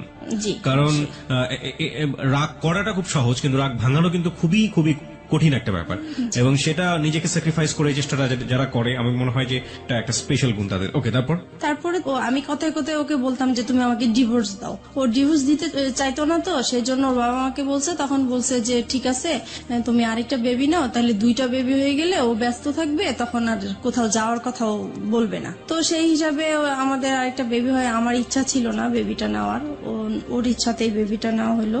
ওর মামার বাসা পাশে ছিল, ওর মামার বাসাতে আমরা আমার হসপিটাল থেকে এসে সরাসরি মামার বাসায় উঠলাম। তো আমার বোন তখন এসএসসি পরীক্ষা দিচ্ছে, মাঝখানে ওর কিছু গ্যাপ ছিল, তো সেই গ্যাপের মাঝে আমার কাছে আসছে। আবার অনেক গেস্টও আসছে, জায়গা ছিল না। তো আমার হাজবেন্ড বলতেছে কি যে এখানে তো জায়গা নেই, ওকে নিয়ে আমি আমাদের বাসায় চলে যাব। কথা ছিল খাওয়া দাওয়া করে সবাইকে নিয়ে যাবে, কিন্তু সে আমার বোনকে খাইয়ে টাইয়ে নিয়ে আগেই চলে গেছে। তারপর যাই হোক এরকম গিয়েছে, হঠাৎ করে সে আর কি মানে আমার বোনের সাথে সে একটা অনৈতিক কাজ করতে গিয়েছিল। সেটা আমি বুঝতে পারি নাই, আমি 3 মাস পর জানতে পেরেছি। আপনি 3 মাস পরে এটা জানতে পারেন? জি। কিভাবে জানতে পারেন? আমি মানে ও আসতো না তো, গ্যাপ ছিল, তখন আমি জিজ্ঞেস করছি কি ব্যাপার, ও আমার বাসায় আসে না কেন? আমি তো এরকম কিছু করি না যে ও আসা বন্ধ করে দিবে। তখন মা বলতেছে যে ও আর যাবে না তোমাদের বাসায়। তখন আমি বললাম যে কেন যাবে না? তখন সে কথাই বললো আর কি। তার মানে আপনার বোন গিয়ে আপনার মাকে বলেছিল এবং পরবর্তীতে আপনার মা আপনি জিজ্ঞেস করার প্রেক্ষাপটে আপনাকে এটা বলেছিল। এই যে ঘটনাটা যখন আপনার হাজবেন্ড এরকম কাজ করলো, তখন আপনাদের সাথে মানসিক যে সম্পর্ক হাজবেন্ড ওয়াইফের মধ্যে, সেই সম্পর্ক কি অবস্থায় ছিল? তখন তো খারাপ ছিল, খুব খারাপ অবস্থায় ছিল। জি। ওকে, তারপরে এটা জানার পরে আমি ওকে প্রশ্ন করলাম যে তুমি এরকম কিছু করেছো কিনা? তো সে বলতেছে যে না, আমি এরকম কিছুই করি নাই। তারপরে সে উল্টা আমাদেরকে বলতেছে যে তোমার মা তোমার বোনের নামে আমি মানহানি মামলা করব, কেন তোমরা আমার নামে এরকম কিছু করেছো? তখন আমি মানে অবাক হয়ে গেলাম যে সে অন্যায়টা করলো, তারপরও স্বীকার করতেছে না। আর আমার মা বোন কখনোই মিথ্যা বলবে না, আর নিজের মান সম্মান নিয়ে তো কখনোই মিথ্যা বলার প্রশ্নই আসে না। তারপর এক সময় আমি আত্মহত্যা করার চেষ্টা করলাম, মানে বাসা থেকে বের হয়ে যাচ্ছি, রাগ হয়ে যে তার সাথে আমি আর থাকবো না, সে এরকম একটা কাজ করতে পারলো। তারপরে আমি যখন বাসা থেকে বের হয়ে যাচ্ছিলাম, তখন সে আমার হাতে পায়ে ধরে মাপ চাইলো, বলতেছে সরি আমার ভুল হয়ে গেছে, আমি আর এরকম কিছু করব না, কিন্তু তুমি কাউকে বলো না, আমার আত্মীয় স্বজন কাউকেই বলবা না তুমি। তারপরে যাই হোক আমি আবারও সংসার এইভাবেই করতে থাকলাম। তো কিন্তু আমি যতই মানে চেষ্টা করতেছি সংসার করার জন্য, যতই অশান্তি হোক না কেন, কিন্তু সে একের পর এক ঝগড়াঝাটি অশান্তি আছে। আমার পরে লাস্টের দিক দিয়ে আর ভাল লাগলো না, প্রচুর মারামারি হতো আমাদের। আপনিও মারতেন? আমিও মারতাম, দুজন মিলে মারামারি করতেন? জি। ওকে। তারপরে এরকম অশান্তি ভাল লাগতো না, মন সবসময় খারাপ থাকতো। তাছাড়া মানে আর আমার ও খুব বেশি যন্ত্রণা করতো, আমি নাকি বেশি ঘুমাই, আমি খুব অলস, ঘরে কাজ করতে চাই না, ঘুমালে উঠতে চাই না। তারপরে টিভি দেখি আমি খুব বেশি, আমার খুব বাজে অভ্যাস, আমার জন্য আমার সন্তানরাও নষ্ট হয়ে যাচ্ছে, এগুলো নিয়ে খুব। আপনারা যে মারামারি করতেন আপনাদের ছেলেমেয়েদের সামনেই মারামারি করতেন? হ্যাঁ, সামনেই করতাম। ওরা খুব ভয় পেত, কান্নাকাটি করতো, কিন্তু কিছু করার ছিল না, হয়ে যেত। ফিরে যাচ্ছি মিতার কাছে। মিতা, তারপর কি হলো? পরে এক সময় রোজার ঈদ সামনে আসলো, ঈদের শপিং করা নিয়ে আবার আমাদের খুব ঝগড়া হলো, মাঝখানে মারামারি এইরকমই। আর সে সব সময় ঈদের সময় সে বাড়িতে যায় ঈদ করে, আর আমি বাচ্চাদেরকে নিয়ে ঢাকায় ঈদ করি। আমি বাড়িতে যেতে চাই না, বাচ্চারাও বাড়িতে যেতে চায় না, তাই আমাদের আর যাওয়া হয় না। কিন্তু সে তার বাবা মার সাথে ঈদ করবে, সেজন্য প্রত্যেকটা ঈদই সে তার বাবা মার সাথেই করে। আমরা বেশি দামি দামি জিনিস চাই, আগে কম দামি জিনিস পরেছি, এখন কেন উপরের দিকে নজর আমার, এইভাবে ঝগড়াঝাটি হয়। তারপর সে বাড়িতে চলে যায়। অশান্তির জন্য আমি ভাল লাগতো না দেখে তাই একটু হাতের কাজ করা শুরু করেছিলাম। তো হাতের কাজের বিজ্ঞপ্তি দিয়েছিলাম, বিজ্ঞপ্তির জন্য আমার মোবাইল নাম্বারটা শো করা হয়েছিল একটা কাগজে, লিফলেট। জি। তারপরে ওগুলা শেখানোর জন্য নাম্বার দিয়েছিলাম। তো আমি ভাবছি ওখান থেকে হয়তোবা ফোন টোন এসছে, তো রিসিভ করেছি। একটা লোক আর কি এরকম দুষ্টামি করতেছে, কথা বলতেছে। তো আমি বলছি আপনি কিসের জন্য ফোন করেছেন? বলতেছে এমনি আমার ভালো লেগেছে তাই ফোন করছি। তো আমি পরে ফোনটা রেখে দিছি, আমি আর কথা বলি নাই। তো উনি প্রায় এরকম 2-3 দিন ফোন দিত। তারপরে এক সময় বলতেছে যে আসলে আমি আপনার সাথে ফ্রেন্ডশিপ করতে চাই। সেই সময় কি আমার তো মন মেজাজ খারাপ ছিল, ভালো লাগতো না। তখন কেন জানি হঠাৎ করে মনে হয়েছে যে সে শুধু ফ্রেন্ডশিপ করতে চায়, কথাই বলতে চায়, তাই কথা বললে সমস্যা কি? সপ্তাহখানিক কথা বলেছি পরে একদিন সে আমাকে বলতেছে কি যে আপনাকে আমি দেখতে চাই একটু। যাই হোক আমরা রাজি হয়েছি দেখা করার জন্য, দেখা করতে গিয়েছে আমার বাসা। এক সপ্তাহের মধ্যে আপনি রাজি হয়ে গেলেন? জি। তারপরে দেখা করলাম, পরে সে আমাকে মানে একটা কথা বললো যে আচ্ছা আমরা তো ফ্রেন্ডশিপ আছি, আমরা কি ফ্রেন্ডশিপের বাইরে অন্য কিছু করতে পারি? তো আমি বলছি কিরকম? বলতেছে যা হয় আর কি। তো আমি বুঝতে পারছি উনি খারাপ কিছু ইঙ্গিত দিয়েছে আমাকে। তো আমি বলছি না, এটা আমার পক্ষে সম্ভব না। তারপর এই বলে আমি পরে ওখান থেকে তার সাথে আমার সম্পর্ক শেষ হয়ে গিয়েছে। Fine, let me no one thing, আপনার সম্পর্কে উনি কতটুকু জানতেন? আপনার যে 2 সন্তান হ্যাঁ, আছে? আমি সবই বলেছি, আমাদের কথা এগুলোই হতো, আমার সংসারে কি হয়েছে না হয়েছে, আমার কিভাবে কিভাবে বিয়ে হয়েছে। আপনি সবকিছুই এক সপ্তাহের মধ্যে তাকে শেয়ার করে দিয়েছেন। জি, মানে আমার তো কখনোই ফ্রেন্ড ছিল না, তাই প্রথম তাকে পেয়েছি, ফ্রেন্ডশিপ যেহেতু করে ফেলেছি সেজন্য আমি আমার কথাগুলো বলেছি, মানে একটু হালকা হওয়ার জন্য বলতে চেয়েছিলাম। Okay fine. এবং এটা জানার পরে সে আপনাকে ফার্স্ট দেখা হতে সে আপনাকে ধরনের একটা অফার করলো। জি, তারপরে আমার কাছে খুব খারাপ লাগলো বিষয়টা, যে আমি তাকে তো সবকিছু আমি তাকে বলেছি, সে কেন আমাকে এই ধরনের প্রস্তাব দিবে। পরে আমি আর তার সাথে কথা বলি নাই। পরে সে ফোন দিত আমাকে, প্রায় আমি রিসিভ করতাম না। পরে অনেক ডিস্টার্ব করতো দেখে পরে একদিন রিসিভ করে বলতেছে, আপনি আমাকে আর ফোন দিবেন না, আপনার সাথে আমি আর কথা বলতে চাই না। তো যাই হোক, এখানে স্টপ হয়ে গেল। এটা তার খুব মাইন্ডে লাগলো যে আমি তাকে এইভাবে ইগনোর করলাম। তারপরে সে আমার নাম্বারটাই তার ফ্রেন্ডকে দিল, আমি এটা জানতাম না যে তার ফ্রেন্ড। প্রায় 1-2 মাস পরে আমাকে আবার একটা রং নাম্বার থেকে ফোন আসছে। তো এবার ভাবছি যে আর কোনো ফোন ধরবো না, কারণ রং নাম্বারে আসলে সবাই ভালো থাকে না। পরে ওই নাম্বারটা থেকে প্রায় ফোন টোন আসে। তারপরে এত ফোন আসে, নিশ্চয়ই আমার কোনো কাস্টমার হতে পারে বা কিছু, ধরি। তো সেই একই রকম কথাবার্তা বলতেছে, ওনার পরিচয় দিল। তারপরে আমি কথা বলতে শুরু করলাম। পরে বলল যে আসলে আপনি কি চান, আমি ওনাকে জিজ্ঞেস করলাম। তো উনি বলতেছে আসলে আপনার সাথে আমি ফ্রেন্ডশিপ করতে চাই। আমি বলছি যে না, আমি কারোর সাথে ফ্রেন্ডশিপ করবো না, আপনি ভুল জায়গায় ফোন দিয়েছেন। প্রায় 3 মাস পরে উনি আবার ফোন দিয়েছে। তো সেই সময় তো আর আমার নাম্বারটা মনে ছিল না, আমি বুঝতেও পারি নাই যে উনি ফোন দিয়েছেন।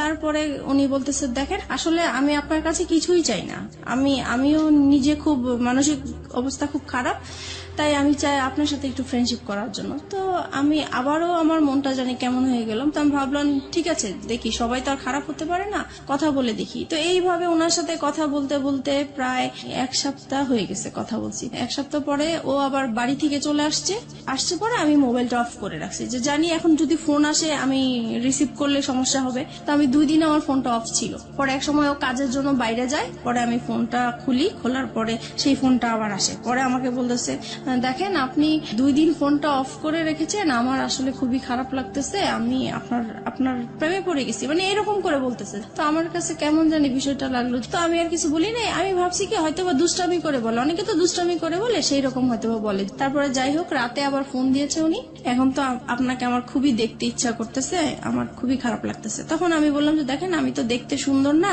আর আমাকে দেখলেও আপনার পছন্দ হবে না, আপনি যেহেতু ভার্সিটিতে পড়েন, আপনি খুবই স্মার্ট, আমি আপনার পাশে একদম মানানসই হব না, রাস্তায় দেখলে মানুষ হাসবে, মানে আমি এরকম করে বলতেছি যেন সে মানে আমার দেখার ইচ্ছাটা না জাগে। ওনার নামটা কি ছিল? ওনার নাম রাসেল ছিল। রাসেল।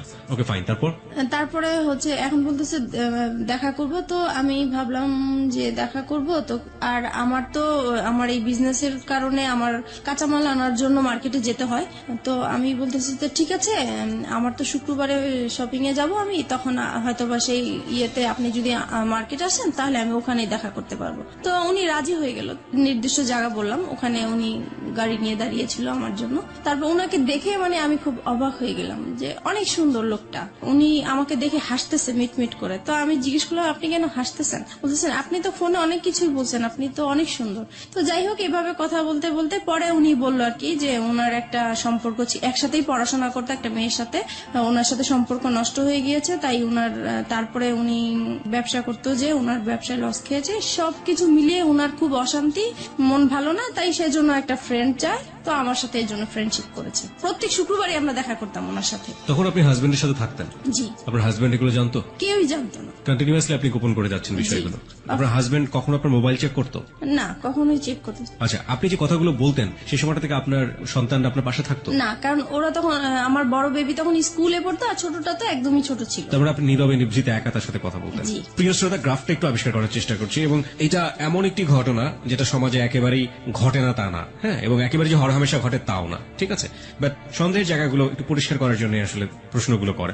আপনার হাজবেন্ড আপনাকে সন্দেহ করতে, আপনি যেটা বলছেন, টুকটাক সন্দেহ করার জায়গাটা থেকে আপনি কখন আপনার হাজবেন্ডকে সন্দেহ করতেন? না, আমি কখনোই করতাম না। কেন করতেন না? কারণ আমি জানি সে এই টাইপের মেয়ে মানুষ, দেখলে সে তাকিয়ে থাকে, সে যাবে, সে মানে এরকম আছে, এর জন্য আমার সন্দেহ হতো না। আপনি কনফার্ম ছিলেন যে সেসব কাজ করে? সে মেয়ে মানুষের প্রতি একটু উইক আছে। একটা জিনিস একটু বলেন আমাকে, প্রতি শুক্রবার তার সাথে আপনি দেখা করতেন, কোথায় দেখা করতেন? এটাও যে আমি মার্কেটে যেতাম, আমি আমার কাজে যেতাম, পাশে উনি থাকতো, এই আর কি। ওনার সাথে একসাথে মিলে শপিং করতেন? জি। How dare you! আপনার হাজবেন্ডের সামনে যদি পড়ে যেতেন কখনো? একবার এরকম হয়েছে, তো উনি খুব সন্দেহ করতো যে প্রায় শুক্রবারে কেন ও মার্কেটে যায়, আগে তো এত তাড়াতাড়ি মার্কেটে যেত না। আর একটা ঘটনা কি, মানে আমি মার্কেটে যাব এই সময় আমার বিজনেসটাও খুব ভালো চলছিল, সেই উসিলা দিয়ে আমি মার্কেটেও যেতে পারছি। তো এক শুক্রবারে সে আমাকে হঠাৎ করেই ফোন দিয়েছে, ফোন দিয়ে বলতেছে তুমি কোথায়, তো আমি বলতেছি আমি বলে আসছি কিন্তু আমি মার্কেটে আসছি, কিন্তু মার্কেটে থাকাকালীনই সে আমাকে ফোন দিচ্ছে যে তুমি কোথায়, বলতেছি আমি তো মার্কেটে, বলতেছে মার্কেটে তো কোথায়, কোন মার্কেটে, কারণ নিউ মার্কেটে অনেকগুলো মার্কেট আছে। তো আমি পরে বলতেছি কেন আমি এখানে, তো বলতেছে আমি তো আসছি। তো আমি তো পুরো ভয় পেয়ে গেছি যে কি ব্যাপার, সে কেন আসছে, আসলে সে আপনার husband? জি সন্দেহ করেই আসছে। তো তাড়াহুড়া করে ওকে বলে দিছি তুমি এখন যাও, আমার হাজবেন্ড চলে আসছে, এখন কিছু করার নাই। তো ও মন খারাপ করে চলে গেছে। পরে আমি তো আমার শপিং করতেছি, তো ও আর বুঝতে পারে নাই, এভাবেই Okay. হয়েছে। ওকে ফাইন, আমি একটু বলি ওই সময়টা পর্যন্ত কতদিন যাবত রাসেলের সাথে আপনার সম্পর্ক, ওই সময়টা ওই শুক্রবার পর্যন্ত? ওই শুক্রবার পর্যন্ত 1-1.5 মাস তো হবেই। 1-1.5 মাস। জি। এই 1-1.5 মাস আপনি কন্টিনিউয়াসলি আপনার হাজবেন্ডের কাছ থেকে এই জিনিসটা গোপন করে যাচ্ছেন। বাই হার্ট আপনি এটা মনে করেন ইললিগাল রিলেশনশিপ, রাইট? অবৈধ কিনা সেটা তো বুঝতে পারতাম না, শুধু এটা বুঝতাম যে এটা করাটা ঠিক হচ্ছে না। কিন্তু সেই মুহূর্তে আমার ভালো লাগতো, তার সাথে কথা বলতে ভালো লাগতো, তার সাথে দেখা করতে ভালো লাগতো। সেই ভালো লাগার কারণেই আমি তার সাথে কথা বলেছি, দেখা করেছি। এবং এই ভালো লাগা প্রতিনিয়তই বাড়ছে, প্রতিনিয়তই বাড়ছে। জি। আপনার কখনো মনে হতো না যে আপনি আপনার হাজবেন্ডের প্রতি অন্যায় করছেন ওই সময়টা? না, তখন আমার মনে হতো না, কারণ ও তো সংসারে সবসময় মানে ঝগড়াঝাটি করতো, ওর উপর থেকে আমার মন নষ্ট হয়ে গিয়েছে। এই মানুষটাকে তো আপনি ভালোবেসেছিলেন একটা সময়। ভালোবেসেছিলাম, ওই যে আমার বোনের যে কাজটা করেছিল সেখান থেকে ওর প্রতি আমার একটু অনীহার চলে কিন্তু সে আসছে। ঘটনা, আমি বলছি না যে এটা একটা অপরাধ না, অবশ্যই এটা একটা গৃহ অপরাধ, কিন্তু সেটার জন্য সে আপনার কাছে ক্ষমা চেয়েছে। কিন্তু আমি ক্ষমা করে দেওয়া দরকার ছিল, সেজন্য ক্ষমা করেছি, কিন্তু মন থেকে আসলে ক্ষমা করিনি। আপনি এই মানুষের সাথে রাগ করে আপনি এইভাবে এই কাজগুলো করছেন, ব্যাপারটা কি আসলে এটাই ছিল, নাকি আলটিমেটলি আপনার জায়গা থেকে আপনি কাউকে ফিল করতেন যে আমার এরকম একজন মানুষ দরকার যে মানুষের সাথে আমি শেয়ার যেটা করতে পারি? হয়েছে ওর প্রতি তো একটা রাগ অভিমান ছিলই আমার, হ্যাঁ। সেটা তো ছিলই, কিন্তু মানে আমার যেই ভালোবাসা, যেই একটা চাহিদা ছিল কারোর সাথে ভালোভাবে সম্পর্ক হবে, ওই চাহিদা থেকেই যখন আমি পেয়ে গেছি ওনার কাছ থেকে ভালো ভালো কথা পাচ্ছি, আমার হাজবেন্ডের সাথে ওর সাথে আমি অনেকটা মিলানোর চেষ্টা করতাম যে তার কাছে আমি কি গ্যাপ পেয়েছি বা তার কাছে আমি কি পাচ্ছি, তখন মনে হচ্ছে যে ওই বেটার আমার। আপনি দেখুন, আপনার সন্তান আছে তখন দুটো, রাইট? জি। আপনার বিজনেস আছে, যে বিজনেসটা আপনি শুরু করেছেন, তার মানে অনেক পরিকল্পনা আপনার মাথায়, অনেক স্বপ্ন আপনার মাথায়। আপনার হাজবেন্ড আছে এবং যে মানুষটাকে আপনি ভালোবেসেছেন একটা সময়ে, কিন্তু আপনার হাজবেন্ড আপনার সাথে খারাপ আচরণ করছে, সেটা আমরা দেখতে পাচ্ছি। তার বাইরেও তো আপনার দুটো জগৎ ছিল, একটা হচ্ছে আপনার সন্তান আর একটা হচ্ছে আপনার বিজনেস। না, এই দুটো business-টা- নিয়েও তো আপনি হ্যাপি থাকতে পারতেন। এর ইনফ্যাক্ট ব্যাপারে- আপনি যে ছেলেটার সাথে এই সম্পর্কটা তৈরি হচ্ছে, সেই ছেলেটাকেও যদি আপনি আপনার বন্ধুর জায়গাটাতে রাখেন, তাহলেও কখনো কি অনুভব করেছেন আপনার হাজবেন্ডের সাথে তার পরিচয় করে দেওয়া উচিত? এটাও কি কখনো ফিল করেছেন? এটা কখনো মানে মাঝে মাঝে মনে হয়েছে পরিচয় করে দিই, কিন্তু আমার হাজবেন্ড এটা মেনে নিত না। একটা হচ্ছে পারিবারিক সত্তা, যেখানে হাজবেন্ড আছে, সন্তান আছে এবং তার বিজনেস আছে, সে একটা না একটা দিক নিয়ে ব্যস্ত থাকতেই পারে। আরেকটা হচ্ছে মানবিক সত্তা, মনের জায়গাটা, লং টার্ম হাজবেন্ডের সাথে খারাপ রিলেশনশিপ, সেই জায়গাটায় একটা বিশাল রকমের ক্ষত তৈরি হয়েছে এবং সেই ক্ষতর জায়গাটাতে সে কেউ একজন নক করেছে। সেটা হাজবেন্ড ওয়াইফ রিলেশনশিপের মতো না, কিন্তু একটু ভালো লাগা, একটু অন্যরকম, একটু বন্ধুত্ব, যেটা মন থেকে অবচেতন মনেই ওই ভালো লাগাটার দিকে ধীরে ধীরে ধীরে ধীরে এক ধরনের আষ্টে পৃষ্ঠে জড়িয়ে পড়ার দিকে জড়িয়ে যাচ্ছে। এই দুটো জিনিস আমরা যখন নর্মালি শুনি, আমরা কিন্তু এই সেকেন্ডটাকে কোনোভাবেই সাপোর্ট করতে পারি না, বাট ও সেকেন্ডটার মধ্যে এসেছে, this is the hardest reality. এটাকেও মেনে নিতে হবে, এটা আমাদের সমাজে ঘটে কিন্তু আমরা মানি না। কিন্তু কি কারণে ঘটে সেই কারণটা কিন্তু আমরা আবিষ্কার করে ফেলেছি, এবং এইটা আসলে কতদূর পর্যন্ত গিয়েছে চলুন সামনের দিকে যাওয়া যাক। তারপরে যেটা হয়েছে মানে এভাবেই তো ওর সাথে দেখা করছি, কথা বলছি, তারপরে হঠাৎ একবার খুব ঝগড়াঝাটি হয় আমাদের। বিষয়টা হয় হচ্ছে আমার ওই যে বোনের বিষয়টা নিয়ে, ওই ঘটনার পর থেকে যেটা হয় আমাদের স্বামী স্ত্রীর যে সম্পর্কটা হয়ে থাকে সেরকম সম্পর্কতে আমি জড়াতে চাই না, এর জন্য এটা নিয়ে খুব ঝগড়াঝাটি হয়। ও খুব জোর করে আমাকে, আমি রাজি হই না, তারপরে মারামারি হয়, এরকম প্রায়ই হয়। তো একটা সময় হয় কি যে আমি ঘুমিয়ে থাকি, সে ঘুমন্ত অবস্থায় আমার সাথে এরকম কাজ করে। এই বিষয়টা আমার কাছে খুবই খারাপ লাগে। আমি লক করছি এখানে আপনাকে। একটা হচ্ছে যে এই যে ঘটনাটা আপনাদের মধ্যে একটা বিরোধ তৈরি করলো, একটা স্বামী স্ত্রী নামে স্বামী স্ত্রী কিন্তু এক ধরনের সম্পর্ক নেই, এই সময় পর্যন্ত রাসেলের সাথে আপনার সম্পর্ক কতদিনের? 2-3 মাস হবে। 2-3 মাস, মানে সময় বাড়ছে। এই সময়টাতে রাসেলের সাথে আপনার কি ধরনের কথোপকথন হতো? ও তো প্রথমেই আপনাকে ফ্রেন্ডশিপের কথা বলেছে, হ্যাঁ, তারপরে ব্যাপারটা কি ফ্রেন্ডশিপে থেকেছে নাকি ধীরে ধীরে ভালো লাগার জায়গাটায়? না, ভালো লাগা এখনো আসেনি, ফ্রেন্ডশিপই চলছিল। Okay fine. সে সময় বলতাম হচ্ছে আমাদের সংসারে যেগুলো হতো এগুলো বলতাম। মানে ঘরের নিজের উইক পয়েন্ট গুলো সবসময় তাকে বলতেন? জি জি। যেমন হাজবেন্ড আজকে এটা করেছে, আমি আজকে এটা করিনি, এরকম হয়েছে এরকম হয়েছে। হ্যাঁ, তারপর আমার ভালো লাগার কথাগুলো বলতাম, বা আমি কি আশা করেছিলাম, কি রকম চেয়েছিলাম, এগুলোই বলতাম। ওকে ওকে, আপনার উইক পয়েন্ট গুলো সবসময় একজন। আচ্ছা, এই যে কষ্টের কথাগুলো, পরিবারের কথাগুলো, একেবারে ঘরের মানুষের কথাগুলো, এগুলো শেয়ার করার মতো অন্য কেউ কি ছিল না? না, আমার কখনো তো কোনো ফ্রেন্ডশিপ ছিল না, সেটা তো আমি আগেও বলেছি। This is the great point, প্রিয় শ্রোতা। ওকে, ফাইন, তারপর? তাছাড়া ফ্যামিলিকেও বলতে পারতাম না, কারণ যেহেতু একা বিয়ে করেছি সেজন্য বলার কোনো সুযোগ ছিল না, স্কোপ ছিল না। তো তারপরে একদিন কি হয়েছে, আমাদের আবারও সেই রকম খুব মারামারি হয়েছে আমাদের সংসারের মাঝে। তখন আমি পরে, সেদিন বৃহস্পতিবার রাতে ছিল এরকম, তারপরে আমি তাকে ফোন দিয়েছিলাম শুক্রবারে। মারামারি হওয়ার পরের দিন ফোন দিয়েছে, দেখো ও আজকে আমাকে অনেক মেরেছে, এরকম আমার আর থাকতে ভাল লাগছে না। তখন সে আর কি আমার সুযোগ নিয়ে বলতেছে যে ঠিক আছে, তোমার যেহেতু থাকতে ভাল লাগে না, তুমি তো বিজনেস করোই, তাহলে তুমি চলে আসো, তুমি কেন থাকো, এত মারধর খেয়ে কেন থাকবো, তুমি তোমার বাবা মার কাছে চলে যাও। তখন বলছে আমার বাবা তো সেই কবেই চলে গেছে, বাবা কোথায় আছে খুঁজে পাচ্ছি না, আর মা আছে, মা তো নিজেই খুব কষ্ট করে থাকে, সেখানে আমি কিভাবে যাব। পরে বলতেছে দেখো, তুমি 1 মাস মার কাছে কোন রকম থাকো, তারপরে তুমি যে ব্যবসা করো, নিজে কিছু টাকা জুগিয়ে তুমি নিজেই চলতে পারবে। মানে আপনাকে সেপারেট করে দিতে যাচ্ছে আপনার হাজবেন্ডের কাছ থেকে? মানে আমার জন্যই বলছে সে, আমি যেহেতু কান্নাকাটি করি তার কাছে, আমার কথা চিন্তা করে সেই কথা বললো। ওকে। তারপরে আর আমি তো সবসময় এমনিতেও বলি যে ডিভোর্স তাকে দিব বা সে আমাকে দিবে, কিন্তু সে তো রাজি হচ্ছে না ডিভোর্স দেওয়ার জন্য। আমার হাজবেন্ড তো ডিভোর্স দিতে চায় না, আমাকে মারধর করবে, বকাবাদ্য করবে, আবার আমাকে বলবে যে আমার সাথে তার জীবনটা জড়িয়ে নষ্টই হয়ে গেল, কিন্তু সে ডিভোর্স দিবে না। তো পরে এক সময় ডিসাইড করলাম যে আমি তাকে ডিভোর্স দিব, সে যেহেতু দেয় না আমি দিব। পরে একদিন রবিবারে সে দেখা করবে, সেদিন শুক্রবারে আর দেখা করতে পারি নাই দেখে সে বলতেছে ঠিক আছে রবিবারে, তাহলে এবার শুক্রবারে যখন দেখা হলো না, তাহলে রবিবারে আসো। তো আমার অফিস টাইম শেষ হলে সন্ধ্যার দিকে আসো। তো আমরা সন্ধ্যার দিকে একটা গুলশানে ফাস্টফুডে বসি, তো ওখানে বসছি। পরে সে আমার হাতটা ধরলো, এই ফার্স্ট সে আমার হাত ধরে। কয় মাস পর? ওই তো 2-2.5 মাস পরে। আচ্ছা, এই হাত ধরার আগে আপনারা সেলফোনে কি কখনো এই ভার্চুয়াল হাত ধরাধরি করেছেন? না। ওকে, তারপরে এই প্রথম সে আমার হাতটা ধরার পরে আমার কাছে অন্যরকম একটা ভালো লাগা তৈরি হলো, যে মনে হচ্ছে যে খুব ভালো লাগছে এটাই। তারপরে হঠাৎ করে সে আমাকে বলতেছে দেখো, আমি আসলে তোমার প্রেমে পড়ে গেছি, আমি আর তোমাকে ছাড়া থাকতে পারছি না। তখন আমিও মানে কান্নাকাটি করতেছি, যে সেহেতু আমাকে মারধর করেছে সেটা বলতেছি আর কান্না করতেছি। পরে সে আমার আর কি মাথায় হাত বুলিয়ে দিচ্ছে, পরে বলতেছে দেখো আর ধৈর্য ধরো, 6টা মাস তুমি ধৈর্য ধরো, তারপরে আমি 6 মাস পরে তোমার একটা ব্যবস্থা করব। তখন আমি জিজ্ঞেস করলাম ব্যবস্থা মানে কি বুঝাতে চাচ্ছ? তো বলতেছে আমরা একসাথে থাকবো। তুমি কি আমাকে ভালোবাসো? বলছে হ্যাঁ আমি তোমাকে ভালোবাসি। তো এইভাবেই হোক আমাদের পরে। আপনি তাকে ভালোবাসতেন ওই সময়টাতে? ওই বলার পর থেকে আমি প্রশ্ন করেছি যে আমার তো আসলে বিশ্বাস হচ্ছে না, তুমি আমাকে কিভাবে ভালোবাসো, আমার বিয়ে হয়েছে, বাচ্চা আছে, তোমার মতো আনম্যারিড ছেলে তো আমাকে কখনোই ভালোবাসার কথাই না। তো বলতেছে মানুষের ভালো লাগা তো কত রকমই হতে পারে, এটার তো শেষ নাই, তোমাকে আমার ভালো লাগছে, আমি তোমাকে বিয়ে করব, তবে আমার জন্য তোমাকে 6 মাস অপেক্ষা করতে হবে। তো আমি বলতেছি এত বছর যেহেতু কষ্ট করে আসছি, আমি 6 মাস পর্যন্ত কষ্ট করতে পারবো। তো এই বলে আমরা চলে আসছি। তারপর থেকেই আমাদের ভালোবাসা আসলে শুরু হয়। তারপরে ফোনে একের পর এক কথা বলা হয়, খুব ভালো লাগে। তখন আপনার হাজবেন্ডের সাথে? আপনি? জি, হাজবেন্ডের সাথে। তারপরে থেকে মানে সে কথা না বললে আমার খুব কষ্ট হয়, যেদিন ফোন করতে না পারি সেদিন খুব কষ্ট হয়, দেখা করতে না পারলে কষ্ট হয়। তারপর থেকে আমরা কি করি, প্রত্যেক দিন দেখা করি।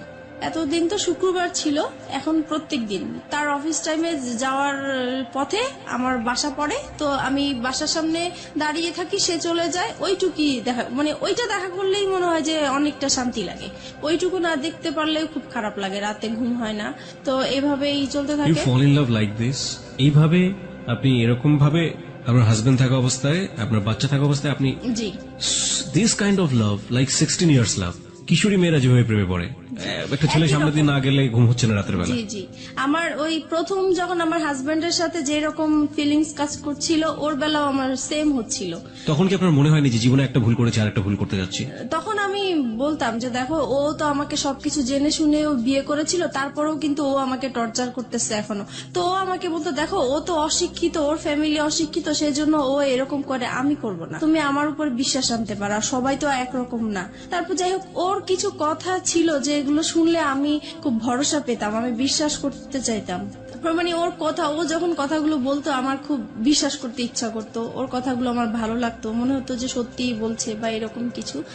তারপরে বাসায় চলে আসলাম। বাসায় আসার পরে হচ্ছে এখন আমার হাজবেন্ডের বিজনেসটা ভালো যাচ্ছে না, তো ও ঠিক মতো ঘরে বাজার টাজার করছে না, তাছাড়া যেটা প্রয়োজন হয় সেগুলো হচ্ছে না। মাঝখানেও বলতেছি কি যে বাসাটা ছেড়ে দিব, বাসাটা এত ভাড়া আমি বয়ে নিতে পারছি না, আমার খুব কষ্ট হচ্ছে, আমি বাসাটা ছেড়ে দিব। তখন আমি বলতেছি এত সুন্দর বাসা আমরা তো পাওয়া যাবে না, তো এটাই থাকি না, কষ্ট টষ্ট করে থাকি, দরকার হলে আমরা একটা রুম সাবলেট ভাড়া দিই, তবু এখানে থাকি, এখানে সবকিছু ফ্যাসিলিটি ভালো, এখানেই থাকবো।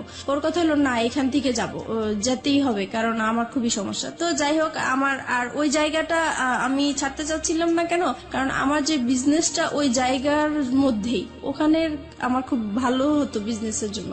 এখন ও চলে যাবে হচ্ছে অন্য জায়গায় চলে যেতে চাচ্ছে, ওই জায়গাটা আমার পছন্দ না, তাই আমি যাব না। এগুলো নিয়ে আবার সেই ঝগড়াঝাটি হয়। পরে এক সময় আমি তাকে খুব মানে কড়া করে বলি যে যদি তুমি এই বাসা ছাড়ো তাহলে আমাকে ছাড়তে হবে, আর যদি আমাকে না ছাড়ো তাহলে বাসা এটা ছাড়া যাবে না।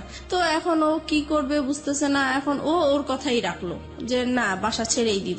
পরে যাই হোক, বাসা ছেড়ে দিছে। বাসা ছেড়ে দেওয়ার পরে দেখি যে লোকজন আসতেছে বাসা নেওয়ার জন্য, দেখার জন্য। তখন আমার খুব খারাপ লাগলো যে আমি বললাম কথাটা, আমার কথাটা সে রাখলো না। আমি তো তার কাছ থেকে এমন কিছু আশা করি নাই, বাসাটা বলছি।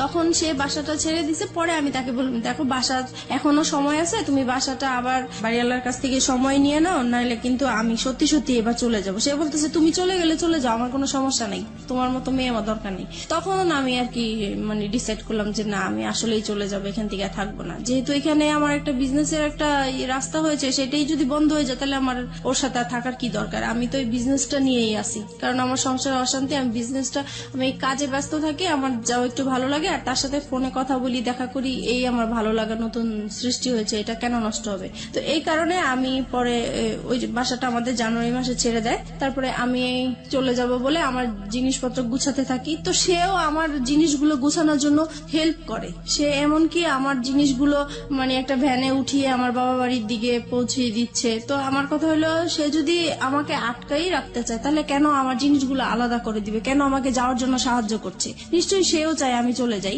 সে আমাকে কোনো বাধা দেয় নাই। আমি এইভাবে বাবার বাড়ি চলে আসছি। এখন বাবার বাড়ি মানে মার বাসায় চলে আসছি। এখন মার বাসায় আসাতে এখন সে পরে আমার মার কাছে এসে বলতেছে যে আপনার মেয়েকে আপনি জায়গা দিচ্ছেন, আপনার মেয়ে কিন্তু আমাকে ছেড়ে চলে আসছে, এখন আমি আপনাদের নামে কেস করব, আপনার মেয়ে আমার যত টাকা পয়সা গয়নাগাটি সবকিছু নিয়ে চলে আসছে, আমি আপনাকেও জড়াই দিব আপনি যদি আপনার মেয়েকে জায়গা দেন। এখন মা তো মানে প্রচুর রাগারাগি করতেছে আমার উপরে যে তোমরা নিজেরা কাজ করে এখন আমার উপরে বিপদ ফেলতেছো, এখন এই লোক তো ভালো না, সে যেটা বলে সেটাই করবে, এখন আমি কি করব? আমার তোমার বাবা নাই, তোমার একটা বড় ভাই নাই, আমাদের কোনো গার্ডিয়ান নাই, তাহলে এখন কে দেখবে আমাকে? এখন তুমি আমার বাসায় থাকতে পারবে না। তো এখন থাকতে পারবে না, এখন আমি কোথায় যাব? ওকে ছেড়ে আসছি, এখন আমার যাওয়ার জায়গা নাই, যেহেতু আমাদের কোনো রিলেটিভও নাই। তো কি করব আমি? পরে আমি ওকে ফোন দিলাম, আমি যার সাথে ভালোবাসা সম্পর্ক হয়েছে তাকে ফোন দিয়েছি। ফোন দেওয়ার পরে ওকে বললাম যে দেখো, আমার এখন কি করা উচিত আমি তো বুঝতেছি না, এখন মার বাসায় চলে আসছি, এখন মাও আমাকে রাখতে চাচ্ছে না। তো ও বলতেছে যে তাহলে তুমি এক কাজ করো, তুমি একটা বাসা নাও। পরে আমি বলতেছি বাসা নিব তো আমি টাকা কোথায় পাবো, আমি ভাড়া কোত্থেকে দিবে? এই মুহূর্তে তো আমার হাতে কোনো টাকা পয়সাই নেই। পরে বলতেছে ঠিক আছে, সেটা আমি দেখবো, তুমি আগে খোঁজো বাসা। তারপরে আমি হচ্ছে সাবলেটের মধ্যে বাসা খুঁজতে গেলাম ওখানে। তো ওখানে গিয়েছি, সবাই জিজ্ঞেস করে আপনি কি করেন? তো আমি বলেছি যে পড়াশোনা করি, কারণ বিয়ে হয়েছে এগুলো আমি বলি নাই, সবকিছুই লুকিয়ে গিয়েছি। তো বলতেছে যে একা একটা মেয়েকে তো আমরা বাসা ভাড়া দিতে পারি না, হয় হাজবেন্ড। একা কেন নেবেন? কারণ আপনার সঙ্গে তো আপনার সন্তান আছে। সন্তান আমি আপনার তো হাজবেন্ডের কাছে, সন্তানদেরকে রেখে চলে আসছি। আপনার হাজবেন্ডের কাছে আপনার সন্তান। ওকে ফাইন, হ্যাঁ তারপর বলেন। তারপরে যেটা হচ্ছে যে এখন কেউ আমাকে একা বাসা ভাড়া দিতে চাচ্ছে না। তারপরে আমি আবার তাকে ফোন দিই, রাসেলকে ফোন দিচ্ছি যে দেখো, আমাকে তো কেউ একা বাসা ভাড়া দিতে চাচ্ছে না। তখন সে বলল যে ঠিক আছে, তাহলে তুমি বলো যে তোমার বিয়ে হয়েছে কিন্তু তোমার হাজবেন্ডের বাড়ি এখনো মেনে নিচ্ছে না, তাই হাজবেন্ড মাঝে মাঝে আসবে, তুমি আপাতত একাই থাকবে। পরে এই কথার ভিত্তিতেই আমি আবার গেলাম। তারপরে একটা বাসা পেয়েও গেছি, তারপরে ওখানে উঠলাম, সবকিছু নিয়ে ওখানে উঠলাম। মাকেও বললাম যে আমি এরকম এরকম জায়গায় বাসা নিয়েছি, কিন্তু বাসাটা চিনাইনি, জাস্ট বলেছি যে এখানে বাসা নিয়েছি। তারপরে যাই হোক মার কাছ থেকে চলে আসছি ওখানে। তারপরে মার প্রতি তো একটু রাগ আছেই যে আমাকে জায়গা দিল না। তারপরে এখন যেহেতু রাসেলকে হাজবেন্ড হিসাবে পরিচয় করিয়ে দিয়েছি আমি ওখানে, আর এতদিন আমরা বাইরে বাইরে ঘুরতাম, তো এখন মনে হয়েছে নিজের কাছে যে এখন যেহেতু নিজেদের বাসা হয়েছে, কেউ এখন আসবে না, কেউ জানবে না, আর সবাই জানে হাজবেন্ড, তাহলে বাসায় আসলে সমস্যা কি। তারপরে আমার এই বাসায় আসা শুরু হলো। রাসেলের জি, রাসেলের। প্রিয় শ্রোতা, আমরা এই জায়গাটায় ছোট্ট একটা বিরতি নিচ্ছি। ভুল এবং অপ্রিয় সত্যের একেবারে মাঝ নদী যদি বলি, একটা নদী, সেটার মাঝ নদীতে নৌকা ডুবছে, সেরকম একটা জায়গাতে আমরা রয়েছি এই মুহূর্তে। হাজবেন্ড আছে, সন্তান আছে, নিজের ব্যবসা আছে এবং ফ্যামিলি আছে, সবকিছুর পরেও নিজের মনের ক্ষুধা এবং ভালোবাসার জায়গাটাতে, এবং যে ভালোবাসা এথিক্যাল পয়েন্ট অফ ভিউ থেকে পাপ বা অনৈতিক, সেই রকম একটা জায়গাতে জেনে শুনে বুঝে লম্বা একটা সময় ধরে এরকম একটা ভুল, যা একেবারেই মানা যায় না। কিন্তু কথা হচ্ছে, সে তো ভুল করেছে কিংবা অপরাধ করেছে, সে কারণে সে কিন্তু যাহা বলিব সত্য বলিবতে এসছে। এরকম ভুল এবং অপরাধের মধ্যে যারা আছেন, তাদের জন্যই কিন্তু আজকের এই মিতা। প্রিয় শ্রোতা, আমরা ছোট্ট একটা বিরতি নিতে চাই, ঠিক 4 মিনিটের বিজ্ঞাপন বিরতি। এরপরে আমরা আবারও ফিরে আসছি যাহা বলিব সত্য বলিবতে। রাসেলের আপনার বাসায় আসা খুব বেশি সহজ হয়ে গেল, এবং রাসেলকে আপনি পরিচয়ও করিয়ে দিলেন যে ইনি হচ্ছে আপনার হাজবেন্ড। তার আগ পর্যন্ত রাসেলকে আপনি কতটুকু চিনতেন অ্যাজ এ হিউম্যান বিং হিসেবে, তার পরিবার সম্পর্কে এবং তার বাসা কোথায়, কি অবস্থা, ডিটেল কিছু জানতেন? তার বাসা কোথায় সেটা জানতাম, কিন্তু ওনার পরিবারের কারোর সাথেই আমার কখনোই কথা হয় নাই, ইভেন দেখাও হয় নাই। উনি যে কারণটা দেখাতো যে তোমার বিয়ে হয়েছে, বাচ্চা হয়েছে, এই মুহূর্তে যদি আমি কারোর সাথে পরিচয় করিয়ে দেই, তাহলে আমাদের সম্পর্কটা আর কন্টিনিউ করতে দিবে না, এখানেই স্টপ হয়ে যেতে হবে, তখন তুমিও কষ্ট পাবো, আমিও কষ্ট পাবো, আমরা এইভাবেই লুকিয়ে থাকি, যখন হয়ে যাবে তখন আমরা সবাইকে জানাবো। এবং এগুলো আপনি অন্ধের মতো বিশ্বাস করতেন? জি। তারপরে যেটা হচ্ছে যে এখন সে প্রত্যেক দিন বিকেলবেলায় আমার বাসায় আসে, অফিস শেষ করে বাসায় আসে, 8টার দিকে চলে যায়, এভাবেই কন্টিনিউ করতে থাকি আমরা। তারপরে এক সময় সে বলতেছে, আচ্ছা তুমি তো তোমার হাজবেন্ডকে ডিভোর্স দাও নাই, তাহলে এখন যদি এই বিষয়টা কারোর সামনে আমাদের প্রকাশ হয়ে যায়, তাহলে তো তুমিও এখানে বিপদে পড়বে, আমিও বিপদে পড়বো, তোমার তো ডিভোর্স দেওয়া উচিত। তখন আমি হচ্ছে ডিভোর্স দিতে তো টাকা লাগে, এখন আমার কাছে টাকা নাই, তো বলতেছে তুমি কারো কাছ থেকে এখন টাকা পয়সা আনো, আমি দিয়ে দিব। তো আমি আমার বোনের কাছে গেলাম, তো ওকে বললাম যে আমাকে কিছু টাকা পয়সা লোন দে, আমি ডিভোর্স দিয়ে তারপরে পরে আমি তোকে দিয়ে দিব। তো ও আমাকে টাকাটা দিল, দেওয়ার পরে আমি ডিভোর্স দিতে যাব, একটা অ্যাডভোকেটের সাথে কথা হয়েছে আমার। তো সেই মুহূর্তে আমার হাজবেন্ড আমাকে ফোন দিয়েছে, ফোন দিয়ে বলতেছে তুমি তো চলে গেছো বাচ্চাদেরকে রেখে, এখন ওদেরকে তো আমি সামলাতে পারছি না, কান্নাকাটি করছে, তুমি আসো। তো আমি বলছি, আসো মানে আমি তো চলেই গেছি একেবারে, আসবো আবার কোত্থেকে, আমি আর আসবো না। আপনার ওই সময় আপনার বাচ্চার কথা মনে পড়তো না? টু বি অনেস্ট, বাচ্চার কথা মনে পড়তো, কষ্ট লাগতো, কিন্তু মনে হতো যে সব সময় যে আমি আগে সেভ হয়ে নেই, তারপরে আমি একটা সময় আমার বেবিদেরকে আমি আমার কাছে নিয়ে আসবো। তারপরে হচ্ছে পরে আমি বলতেছি, ওকে বলছি যে আমি তো তোমাকে ডিভোর্স দিব, আমি আর আসবো না তোমার কাছে। তখন সে আমাকে বলতেছে, দেখো তুমি এতদিন যেহেতু কষ্ট করেছো, আর কটা দিন কষ্ট করো, আমার মেয়েটার তো ফাইনাল এক্সাম, এই এক্সামটা শেষ হোক, তারপরে তুমি আমাকে ডিভোর্স দাও। তো আমি রাজি হয়ে গেছি। রাসেল তারপরে এটা এগ্রি করে নিচ্ছে তার জায়গা থেকে। ইজ ইট প্লেটোনিক লাভ? প্রথম কথা হচ্ছে, লাভ তো ব্লাইন্ড। আপনারা যখন কমিটমেন্টের জায়গাটায় চলে গেছেন যে আপনারা বিয়ে করবেন বা অমুক জায়গায় করবেন, তখন কোনোভাবেই রাসেলের জায়গাটা থেকে এটা আসা কোনোভাবেই সম্ভব ছিল না। রাসেল যেটা পারমিশন দিচ্ছে সেটা হচ্ছে আপনার সাথে আপনার হাজবেন্ডের কিছুটা সময় স্পেন্ড করা। আলটিমেটলি তো এটাই। এটা যদি আপনাকে লাভ করে থাকে, সেটা কিভাবে সম্ভব? ওকে ফাইন, আমি জানি না, বাট আমার কাছ থেকে যেটা মনে হয় ব্যক্তিগত জায়গা থেকে, if it is really love, then এটা সম্ভব ছিল। যাই হোক, কি হয়েছে না হয়েছে আমরা সামনের দিকে একটু যাই, কিন্তু খুব কনফিউজ হয়ে যাচ্ছি। তারপরে যেটা হয় হচ্ছে আমি আসা যাওয়া করতে থাকি আমার হাজবেন্ডের বাসায়। তারপরে এক সময় সে আসলে এটা একটা চালাকি করে আমার সাথে এই কাজটা করেছে। আমার মেয়ের এক্সামের যেই বিষয়টা, আসলে এটা পুরোপুরি তার একটা চালাকি। ওই আমি যেই টাইমটা তার বাসায় আসা যাওয়া করতাম, সে আমাকে ফলো করতো যে আমি আসলে কোত্থেকে আসি, কোথায় যাই। ওকে, এইটা ধরার জন্যই সে এই ইয়েটা করেছে। তো যাই হোক, এক সময় আমি যখন ওই বাসা থেকে চলে যেতাম, তখন সে পিছে পিছে আমার যে এইভাবে সে আসলে জানতে পারে যে শেষ পর্যন্ত আমি কোথায় কোথায় আছি। তারপরে আরেকদিন ফোন দেয় যে বলতেছে ওরা তো অনেকদিন ধরে না খেয়ে আছে, আমি তো রান্না বান্না করতে পারছি না, তুমি আজকে এসে একটু রান্না করো, আমাকে এই বলে নিয়ে আসলো। যাই হোক আমি বাসায় আসলাম, রান্না বান্না করলাম। এখন বলতেছে আমি তো খুব অসুস্থ, তুমি এক কাজ করো, ওদের এখানে থাকো, আমি ডাক্তার দেখিয়ে তারপরে তুমি আজকে না হয় আজকে থেকে যাও, কালকে যেও। পরে আমি তো থাকবো না, কোনো মতেই থাকবো না। পরে বলতেছে না তোমাকে আজকে থাকতেই হবে। তো যাই হোক আমি সেদিন রাতে ছিলাম। পরে এখানে কি হয়েছে, আমার ফোন থেকে আমার হাজবেন্ডের ফোনে ডাইভার্ট করা হয়, যেটা মানে আমার ফোনে যে কলগুলো আসবে সেটা ও টের পাবে, SMS যেটা আসে সেটা টের পাবে, ও এরকম একটা মানে কাজ করেছে। তো আমার ফোনে কখন ফোন আসে কখন কি হয় সেটা ও টের পায়, কিন্তু আমি এটা বুঝতে পারিনি এই বিষয়টা। এভাবে আসলে পরে রাসেলের নাম্বার জেনে গেছে ও। ট্র্যাকিং করেছে আপনাকে? জি। তো সেদিন রাতে আমাকে থাকতে বলেছে। তো সেই দিন হচ্ছে ও হসপিটাল থেকে আসছে, আসার পরে আমাকে বলতেছে যে আমার সাথে এখন তোমার ইয়ে করতে হবে, মানে ওকে, সে তার স্বামীর সম্পর্ক হ্যাঁ। অধিকার চেয়েছে। হ্যাঁ। তারপরে আমি বলতেছি যে না আপনার সাথে তো আমি এটা করব না, কারণ আপনি আপনি করে বলা শুরু করেছেন তখন? তখন আপনি করেই বলতাম। তারপরে বলতেছি যে না আমি তো আপনার সাথে এই কাজ করতে পারবো না। তখন বলছে কেন করতে পারবো না, তুমি এখন পর্যন্ত আমার ওয়াইফ। পরে আমি বলেছি যে না আমি করব না, তো করবোই না। এখন করব না দেখে সে আমাকে প্রচুর মারধর করলো, যে মশা মারে যে ব্যাট গুলো আছে সেই ব্যাট দিয়ে আমাকে পুরো ব্যাটটা ভেঙে ফেলে আমার শরীরের উপরে। পরে আমার নখ উল্টে যায়, আমার শরীর থেকে রক্ত পড়তে থাকে টপ টপ করে, অনেক মারলো। তারপরে আমাকে বলতেছে যে তুই কোথায় কি করিস, কোথায় থাকিস, সবকিছুই আমি জানি। নাও কাম টু দ্য পয়েন্ট। এতদিন তুই আমাকে এই আমার সাথে কোনো শারীরিক সম্পর্ক করিসনি, সেটার কারণটা আমি এখন খুঁজে পাইছি।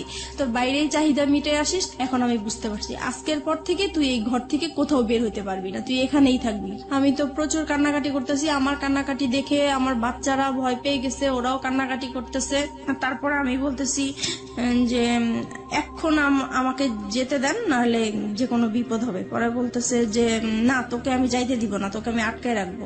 আমার মোবাইল আমার পার্স সবকিছু লক করে দিয়ে, আমাকে পর্যন্ত লক করে দিয়ে সে কোথায় কোথায় জানি 2 দিন ঘুরে আসলো। আমাকে 2 দিন পর্যন্ত বাসায় লক করে রাখছে। আমি এদিক দিয়ে রাসেলের সাথে যোগাযোগ করতে পারছি না, কারোর সাথে যোগাযোগ করতে পারছি না।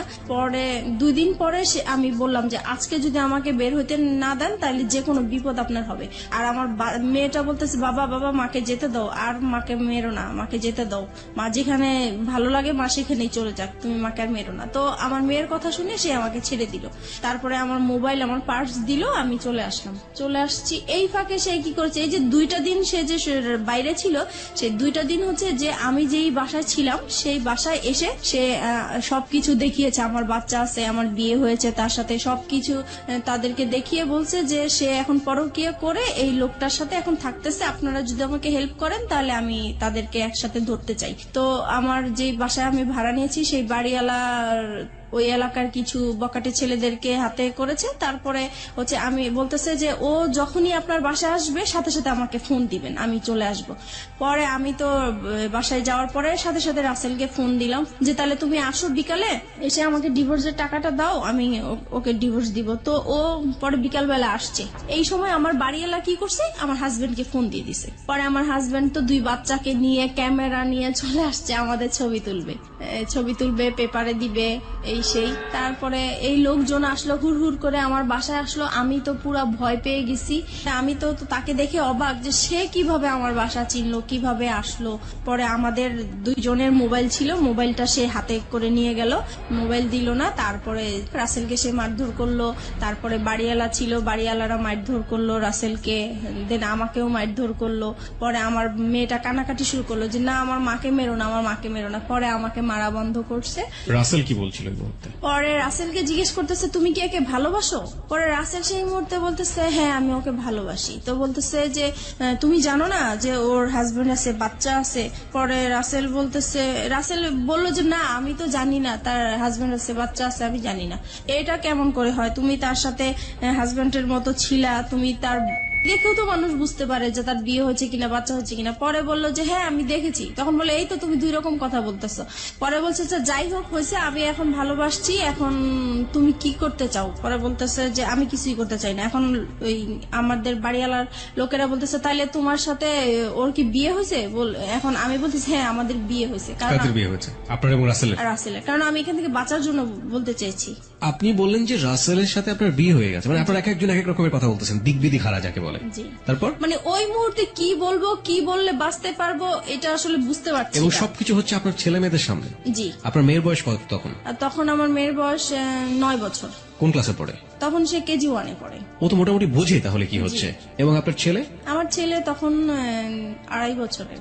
ফু, তারপর তারপরে হচ্ছে রাসেলকে জিজ্ঞেস করতেছে তোমরা কি বিয়ে করেছো? পরে আমি বলছি যে হ্যাঁ আমরা বিয়ে করেছি। তো বলছে বিয়ে করেছো তো কাগজপত্র দেখাও। তো বলছে কাগজপত্র তার সাথে নিয়ে ঘুরি না, কাগজপত্র অন্য জায়গায় আছে, আমরা পরে দেখাতে পারবো। পরে বলতেছে না এখনই দেখাইতে হবে। তো বলছে এখন তো দেখানো সম্ভব না। পরে বললো যে তুমি তোমার হাজবেন্ডকে ডিভোর্স দিছো? আমি বলছি না ডিভোর্স দেইনি। পরে তাহলে এটা কেমন বিয়ে? ডিভোর্স দাও নাই বিয়ে? এটা তো বিয়ে হয়নি আসলে। পরে যাই হোক এইভাবে মানে তর্ক বিতর্ক হতেই থাকে। পরে আমার হাজবেন্ড আবার এই দিক দিয়ে কি করেছে, আমার বোন আমার মাকে ফোন দিয়ে জানিয়েছে যে আপনার মেয়ে অ্যাক্সিডেন্ট করেছে, সে মারাই গেছে, এই কথা বলেছে। না তো আমার মা বোন তো আসবে না, এরকম ঝামেলার মধ্যে কখনোই আসবে না। তো এটা তো মারা গেছে শুনে মানে তারাও খুব অস্থির হয়েছিল। তারপরে তারা আসছে, এসে দেখে তো এই কাহিনী। পরে তো আমার বোন ওখানে সবার সামনে বোনের জামাই অপমান করলো যে তুমি এই টাইপের হতে পারবা, আমার বড় বোন হয়ে এরকম একটা কাজ করলা, কখনোই ভাবতে পারি নাই। তারপরে আমার বোনের জামাই যেটা মানে বুদ্ধি করলো যে এখন এখান থেকে বাঁচাতে হবে, এখন কিভাবে বাঁচানো যায়। তো বলছে যে এখন আমরা বিচার করব, হয় দুইজনকে পুলিশে দিব আর নয়তো বিয়ে দিয়ে দিব। এখন রাসেল বলতেছে না আমি ওকে বিয়ে করব না। পরে বলতেছে কেন বিয়ে করবেন না? আপনার ভালোবাসছেন, এতদিন ছিলেন, কেন বিয়ে করবেন না? পরে আমি ওকে বললাম যে কি ব্যাপার তুমি এইগুলো বলছো কেন?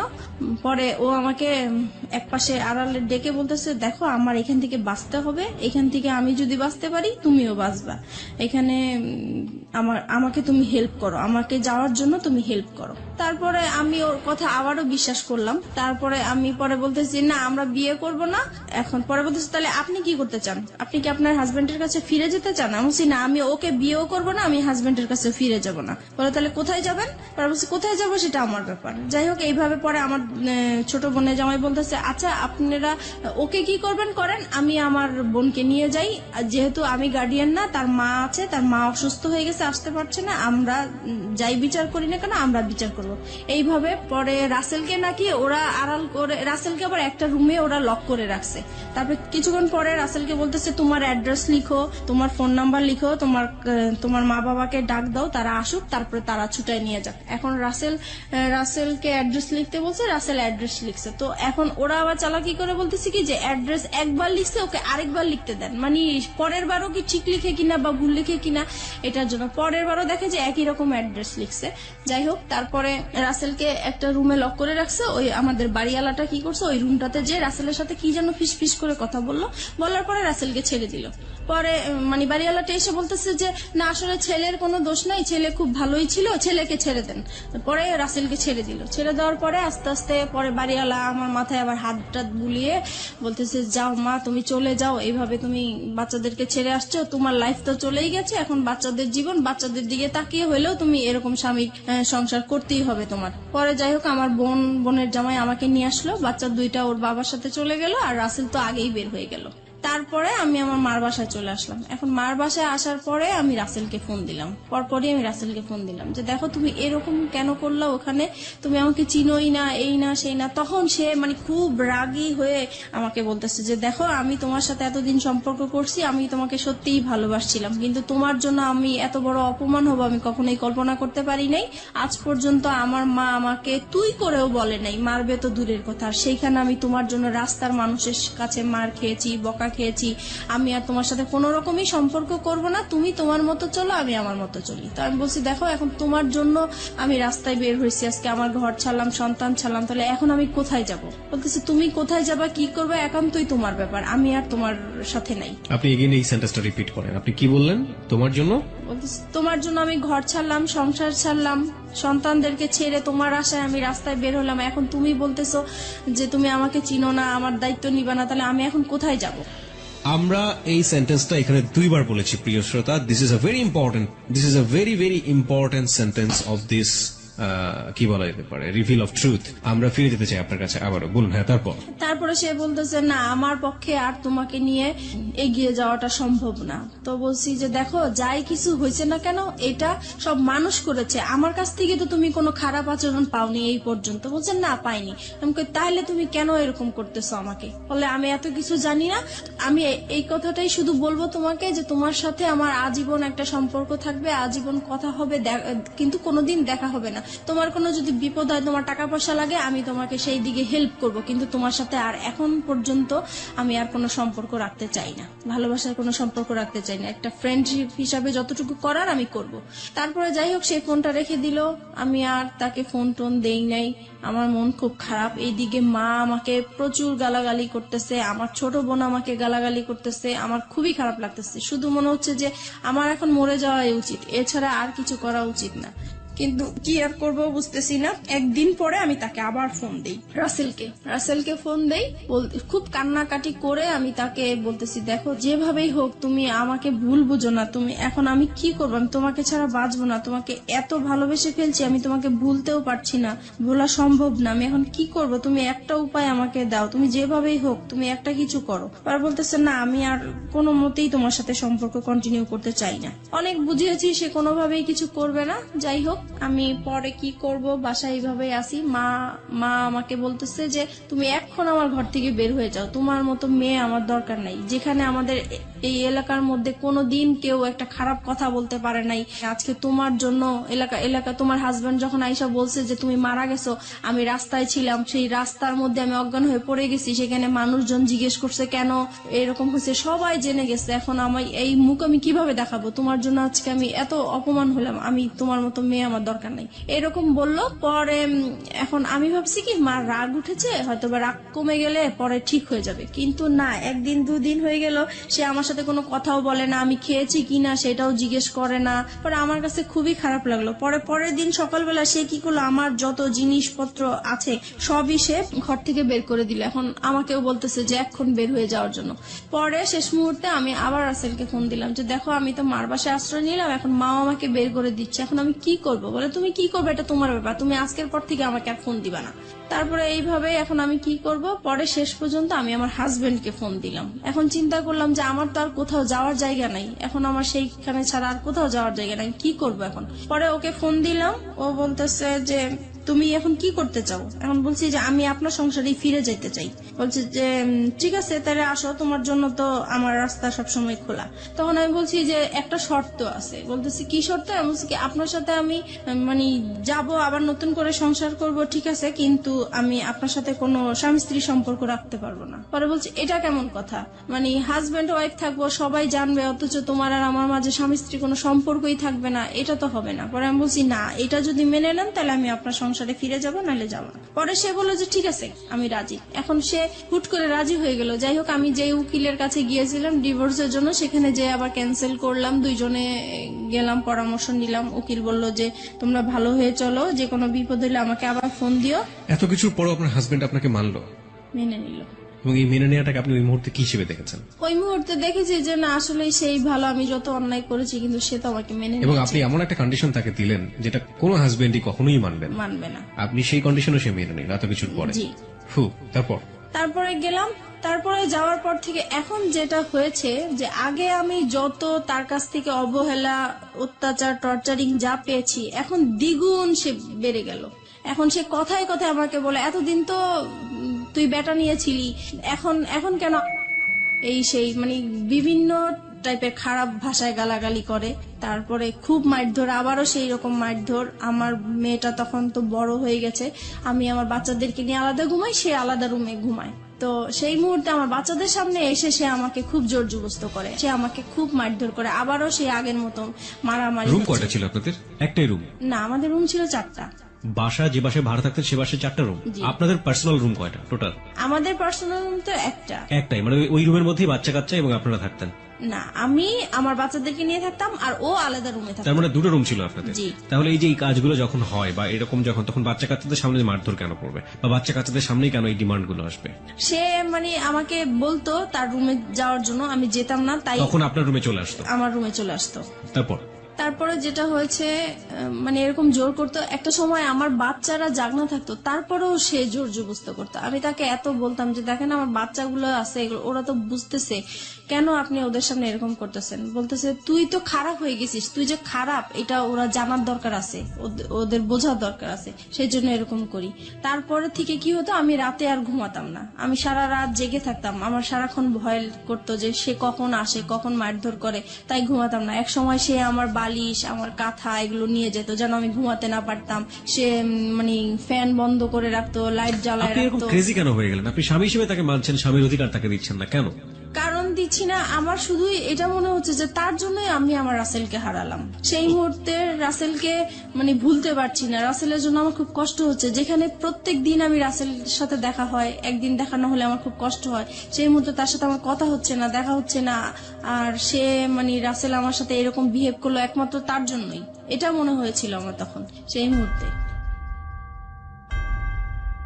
চলুন আমরা ফিরে যাই মিতার কাছে। মিতা, যে জায়গাটিতে আমরা ছিলাম, আপনি বলছিলেন যে আপনার হাজবেন্ডের সাথে, তখনও তিনি আপনার হাজবেন্ড, যদিও আপনি মন থেকে মানতে পারেন না, আপনার কাছে ওনার স্বামীর অধিকার চাওয়াটাই স্বাভাবিক, সেটা আপনি দিতে পারতেন না। এবং সেখানে খুব সহজ সরল একটা কথা আপনি বলেছিলেন একটু আগে, যেটা অনেকেই স্বীকার করবেন না। The real hard truth is যে ওই ছেলেটা, যে ছেলেটার সাথে আপনার অ্যাডাল্টারি সম্পর্ক, অ্যাডাল্টারি মানে অনেকেই বুঝবেন বাংলাতে হয়তো পরকীয়া বলে এটাকে, ওই অ্যাডাল্টারি সম্পর্কের এক ধরনের লাভ বলতেছেন আপনি সেটাকে, এবং মনে হতো যে ওই ছেলেটাকে তো সরে যাওয়ার পেছনে এই আমার হাজবেন্ডই দায়ী। তারপর হচ্ছে এরকম জোরাজোরি করতে থাকে। একদিন আমি বলেছিলাম যে আসলে আমার মনটা তো খুব খারাপ, আমার শারীরিক অবস্থা খারাপ, মানসিক অবস্থা খারাপ, এর জন্য হচ্ছে না, আমি একটু সুস্থ হয়ে নেই। তো বলতেছে তো কি করা উচিত? তো আমি বলতেছি তাহলে আমার একটু ডাক্তারের কাছে যাওয়া উচিত, মানসিক ডাক্তারের কাছে যাওয়া উচিত। তো সে বলল ঠিক আছে তাহলে যাও তুমি। পরে আমি পিজি হসপিটালে যাই, ওখানে দেখাই একজন বিশেষজ্ঞকে। তারপরে সব কথাই উনাকে বললাম, উনি আমাকে প্রেসক্রিপশন করে দিল, আমাকে নিতে বললো। আমি ওই হসপিটালে গিয়েছিলাম, তো ওখানে জ্যামের জন্য আমি কিছু সময় আর কি ব্যয় হয়েছে আমার, তো আসতে দেরি হচ্ছিল। আমাকে ফোনের উপরে ফোন করে যাচ্ছে, ফোনের উপর ফোন করে যাচ্ছে। তো আমি বলতেছি আমি তো জ্যামে পড়ে আছি, এজন্য আসতে দেরি হয়েছে।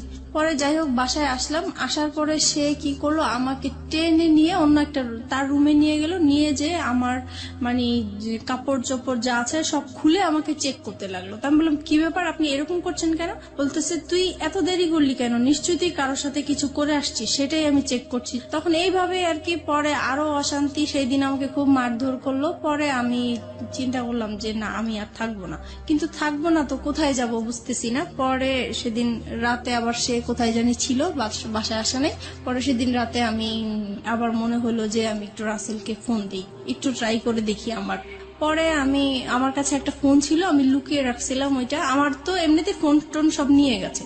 তারপরে যেটা ছিল সেটা আমি লুকিয়ে রাখছি, ওইটা বের করে আমার আলাদা একটা সিম ছিল, ওইটা দিয়ে আমি রাসেলকে ফোন দিয়েছি।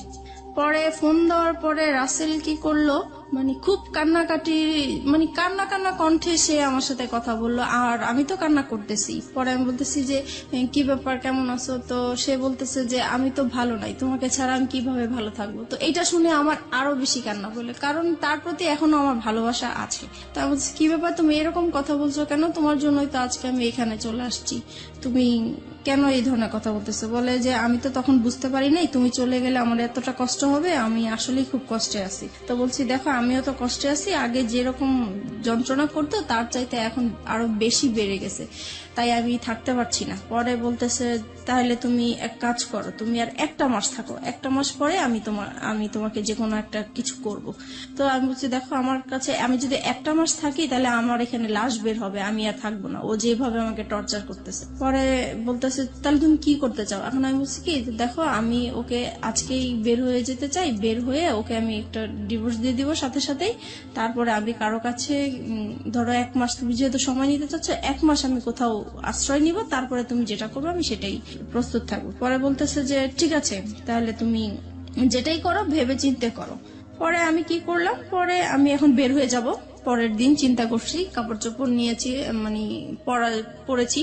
এখন সে আমার পার্টস আর মোবাইল তো আটকে রাখছে, আমি তো নাম্বার কারোর সাথে যোগাযোগ করবো বা কিছু সেই রকম কোনো ব্যবস্থা নাই। পরে আমি বলতেছি আমার পার্টস দেন, আমি একটু বাইরে যাব। সে বলে বাইরে কোথায়? আমি বাইরে আমার একটু কাজ আছে, আমি যাব। সে আমাকে যেতেই দিবে না।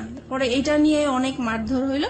তারপরে বিকাল দিকে বলতেছে কি যে আচ্ছা ঠিক আছে আপনার পার্টস, আপনার মোবাইল আমি সবই দিব, কিন্তু এখানে হচ্ছে আমার কথা শুনতে হবে। আমি কি যে কালকে আমরা আমার মেয়েটা যখন ওই বাইরে যেতে চাচ্ছে, তাহলে কালকে আমরা ঘুরতে যাই, তারপরে আপনি যা বলবেন তাই আমি শুনবো। তা বলছে ঠিক আছে, তাহলে আমার মোবাইল আমার পার্টস আমার কাছে দিয়ে দিতে হবে। বলছে ঠিক আছে দিয়ে দিব। পরে আমি এই ইয়েতে সেদিন শুক্রবার ছিল, স্কুল বন্ধ ছিল, তো সেই ফাঁকে আমরা ঘুরতে বের হয়েছি। আর আমার উদ্দেশ্য ছিল যে আমি কোন রকম ঘর থেকে বের হতে পারলেই হয়েছে।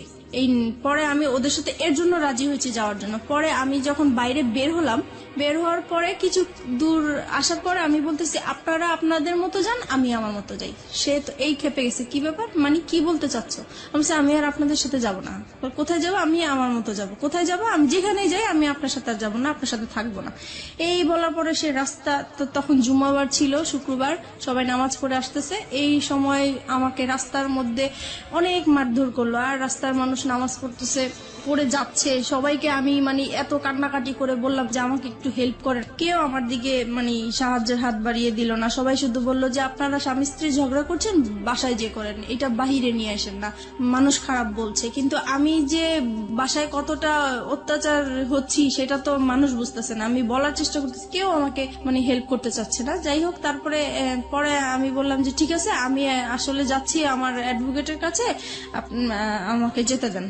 পরে সে বলল যে ঠিক আছে আমিও যাবো।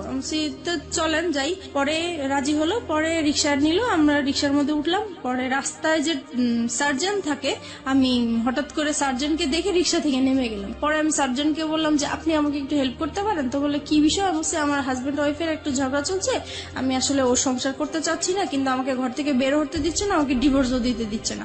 পরে বলছে যে এটা তো আসলে ফ্যামিলি সমস্যা, এটা তো আমরা কিছু করতে পারি না। আমি বলছি না, আমি আসলে ওর সাথে কোনো মতেই যাবো না, আপনি যে কোনো আমাকে একটা হেল্প করেন।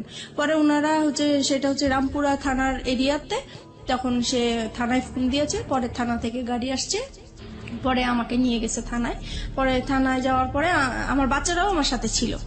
যখন থানায় গিয়েছি তখন ওই পুলিশরা জিজ্ঞেস করতেছে কি ব্যাপার, আপনার সমস্যা কি? তারপর আমি সবকিছু খুলে বললাম। এখানে একটা জিনিস আমি মিস করে গেছি, যেদিন বৃহস্পতিবার দিন রাতে সে যখন আমার সাথে মানে রাতে এসছিল জন্য, তখন আর কি আমি দেখে সে পরে আমার রুম থেকে চলে গেছে। চলে যাওয়ার কিছুক্ষণ পরে যখন আমি ঘুমায় পড়ছি, তখন সে কি করছে, ওই যে মশলা বাটে পাটা পুতা যেটা বলা হয়, ওইটা নিয়ে আসছে, আমার মাথায় বাড়ি দিয়ে আমাকে মেরে ফেলবে। পুতা দিয়ে মেরে ফেলতে চাইছিল, সেটা আমার মেয়ের জন্য আমি বেঁচে গেছি। তারপরে শুক্রবারে আমি ডিসাইড করলাম যে এখানে আর আমি থাকবো না, যেহেতু আমার জীবনের ঝুঁকি হয়ে যাচ্ছে। তারপর সেই ঘটনাগুলোই আমি থানাতে বললাম। তারপরে উনারা বলল যে আমরা শিওর আপনারা আর 1 মাস 2 মাস পরে আবার মিলে যাবেন। আমি এরকম কেস অনেক দেখেছি, কিন্তু আপনারা উনার নামে মামলা করা বা জিডি করা এটা ঠিক হবে না, আপনারা মিলে যান। ওনারা অনেক বোঝাচ্ছে আমাকে মিলে যাওয়ার জন্য, কিন্তু আমাদের জায়গা থেকে এটা হ্যাঁ, পারফেক্ট। তারপরে উনারা জিডি লিখবেও না, বলতেছে না আমরা লিখবো না।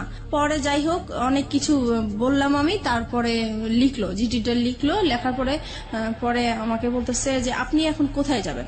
আমি এখন আমার একটা দুঃসম্পর্কে বোন আছে, ওনার বাড়িতে যাব, ওখান থেকে যেয়ে আমি তাকে ডিভোর্স দিব। বলছি যে ঠিক আছে, আপনি যখন থাকবেন না তাহলে তো আর জোর করার কিছু নেই, আপনি চলে যান। আমি বলছি যে দেখেন, আমি এখন যদি চলে যাই, সে আমার পিছে পিছে যাবে, রাস্তায় একটা সিন ক্রিয়েট করবে, আপনারা আমি যাওয়া পর্যন্ত ওনাকে আটকে রাখেন। তো বলছে ঠিক আছে আমরা করতেছি। পরে ওকে আটকে রাখছে, আমি চলে আসছি আমার একটা দুঃসম্পর্কের বোনের বাসায় চলে আসছি। আসার পরে ওদের কাছ থেকে 2-3 দিন মানে শুক্রবার শনিবার হচ্ছে মানে সরকারি অফিস বন্ধ থাকে, আদালত বন্ধ থাকে, তাই আমি ওকে ডিভোর্স দিতে পারি নাই। রবিবারে আমি ওকে ডিভোর্স দিয়ে দিয়েছি। ওকে।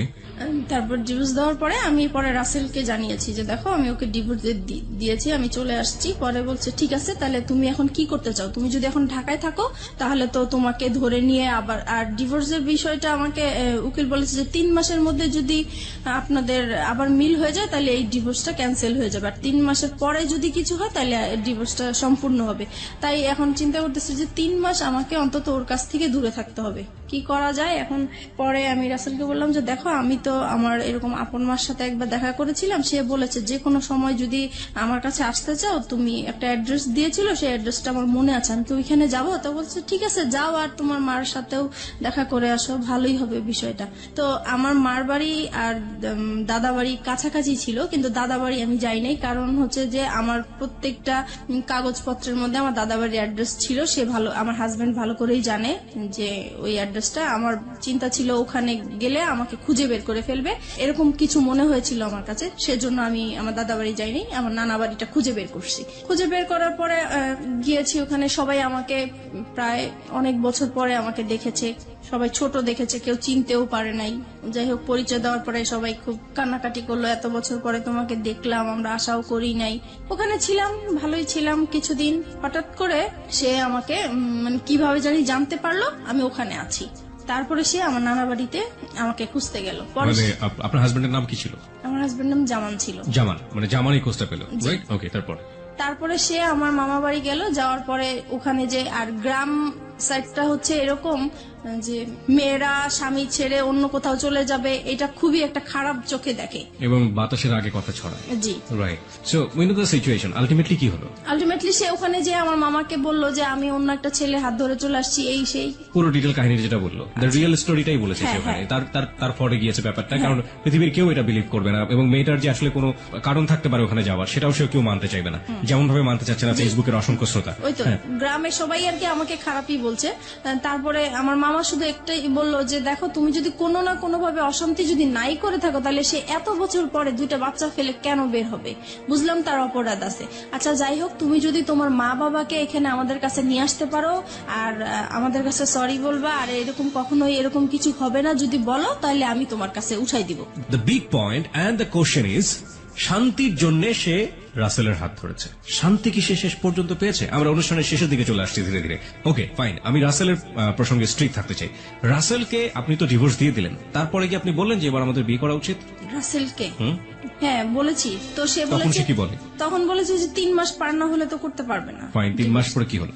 তারপরে হচ্ছে পরে আমি বলতেছি দেখো আমার তো কিছু সমস্যা আছে, লোন আছে, এখন আমি লোনগুলা শোধ করতে হবে, তাছাড়া ফ্যামিলিতে এখন আমি খুব বিপর্যয় অবস্থায় আছি, এখন আমি বিয়েটা করতে পারবো না, আরো কিছু পরে করব তোমাকে। সেটা কতদিন পরে? সেটা বলতেছে সেটা 6 মাস হতে পারে, 1 বছর হতে পারে। পুরোপুরি অনিশ্চয়তা। জি। ততদিনে কি আপনার ছেলে মেয়েগুলো কি আপনার কাছে থাকে নাকি আপনার জামানের কাছে? জামানের কাছেই থাকে। 3 মাস পরে, মানে ডিভোর্স হয়ে যাওয়ার 3 মাস পরে, আলটিমেটলি যখন ডিভোর্সটা অ্যাক্টিভ হয়ে গেল, জি। তাই তো? তখন আপনি কি করছিলেন? তখন আমি হচ্ছে মানে জায়গায় জায়গায় আশ্রয় নিয়ে বেড়াচ্ছি, যেহেতু আমার নানা বাড়ি চিনে ফেলেছে, নানা বাড়ি আর থাকা যাবে না, সেজন্য আমি, আমার মা থাকতো ঢাকায় গাজীপুরে চলে গিয়েছি।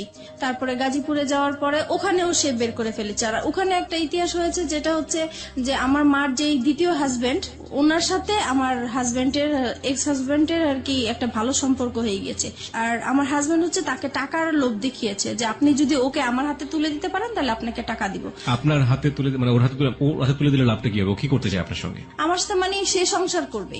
এখনো সে সংসার করবে? এখনো সে সংসার করবে। মানে ডিভোর্স হয়ে যাওয়ার পরও সে সংসার করবে। কেন করবে? কেন করবে সেটা আমি জানি। সে সবাইকে কজ দেখায় যে 2টা বাচ্চার জন্য হলেও আমি তাকে নিতে চাই। সে যত কিছুই করুক না কেন, আমি 2টা বাচ্চার জন্য হলেও সংসার করতে চাই। ওকে।